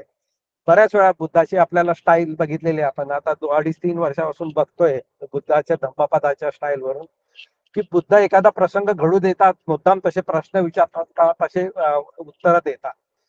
तर हे जे नियम बनवायचे होते भिक्खुनी संघासाठी त्यासाठी त्यांनी पहिले नाही म्हणणं आणि नंतर मग काही कंडिशनवर त्यांना संघात घेणं हा सगळा तो प्रकार आपल्याला दिसतो. पण तो संशोधनाचा विषय आहे टीकाकार जे आहेत ते बुद्धावर नेहमी टीका करतात की स्त्रियांना समान लेखत नाही, त्यांना जास्त कंडिशन टाकल्या वगैरे वगैरे. तर टीका करणारच आहेत, पण आपण त्यावेळेसची सामाजिक परिस्थिती काय होती त्यानुसार त्याचा अभ्यास करायला पाहिजे. आणि अजून एक आनंद थेराबद्दल अजून एक मी विसरलो, एक संदर्भ काहीतरी प्रश्न जो मला वाटतं जो प्रश्न विचारला गेला होता की आपण कसं जीवन जगायला पाहिजे, तर माटे सरांनी सांगितलं की शिलाचं पालन करायला पाहिजे, ते करायलाच पाहिजे. आता आपण 2.5 वर्षापासून धम्मपदात बुद्धांचे वचनाचाच अभ्यास करत आहे ना. बुद्धांनी तर किती गोष्टी सांगितलेल्या आहे, आपण सारांश मध्ये पण बघितलेलं आहे आणि प्रत्येक वाक्याने पण समजावून सांगितलंय की बुद्ध काय टीचिंग करतात, कसं वागावं कसं वागू नये, हे आपण गेल्या 2.5 वर्षापासून बघत आहे. तसंच वागायचं आहे आपल्याला, तसंच वागायचा प्रयत्न करायचा. आणि बुद्धांनी जे ज्या गोष्टी सांगितल्या की या करू नका, या असे वागू नका, तर आपल्याला तसं वागायचं नाही, तसं प्रयत्न करणं हेच धम्म शिकणं आहे, धम्माच्या मार्गावर चालणं आहे असं मला वाटतंय. मी काही जास्त ऐकू शकलो नाही त्यामुळे जास्त बोलत नाही, फक्त माटे सरांचं अभिनंदन मी करतो.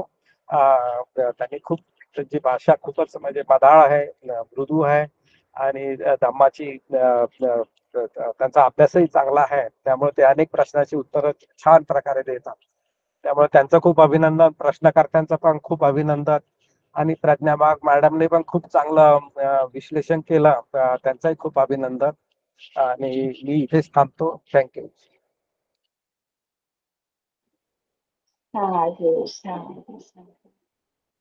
धन्यवाद सर. तुम्ही प्रवासापासून सुद्धा खूप छान गाईड केलं, प्रश्नांची उत्तरं समजून सांगितली. निचाळकर सर हजर नसल्यामुळे मॅडमनी पण खूप सुंदररित्या आपल्याला समजून सांगितलं. मी आता आभार प्रदर्शन करते. धन्यवाद सर्व धम्मसाकटच्या व पीपीटी टीमचे, आजच्या ज्यांच्या सहकार्यामुळे हा कार्यक्रम आपण यशस्वीरित्या पार पाडू शकतो. तसेच मी धन्यवाद देते US मधून संजय गायधनी सर, वैशाली गायधनी मॅम यांना, जे हा कार्यक्रम यशस्वी होण्यासाठी मार्गदर्शन करतातच. याशिवाय या कार्यक्रमाचे आपण जे YouTube वर रेकॉर्डेड व्हिडिओ पाहू शकतो, हे त्यांच्या अथक परिश्रमामुळे. सर्वात महत्त्वाचे मी धन्यवाद देते आपल्या सर्व उपासक उपासिका यांना, जे नेहमी या कार्यक्रमाला हजर राहून जीवनात बुद्ध वचन आचरणात आणण्यासाठी या धम्म मार्गदर्शनाचा लाभ घेत असतात. आजच्या कार्यक्रमाची समाप्ती धम्मपालन गाथा व सन्नततेने करावी अशी मी विनंती करते. सब पाप सकरणं कुशलस्य उपसंपदा सचित्त परियोदपनं एतं बुद्धान शासनं धम्मं चरे सुचरितं नतं दुच्चरितं चरे धम्मचारी सुखं सेति अस्मिन् लोके परं च न तावता धम्मधरो यावता बहुभासति योच्चपम्पि सुत्वानं धम्मं कायेन पश्यति सवे धम्मधरो होति यो धम्मं न पमज्जति नद्धि मे शरणं अयं बुद्धो मे शरणं वरं एतेन सच्चवच्चेन होतु मे जयमङ्गलं नद्धि मे शरणं अयं धम्मो मे शरणं वरं एतेन सच्चवच्चेन होतु मे जयमङ्गलं नद्धि मे शरणं अयं संඝो मे शरणं वरं एतेन सच्चवच्चेन होतु मे जयमङ्गलं नमो बुद्धाय नमो धम्माय नमो संघाय साधु साधु साधु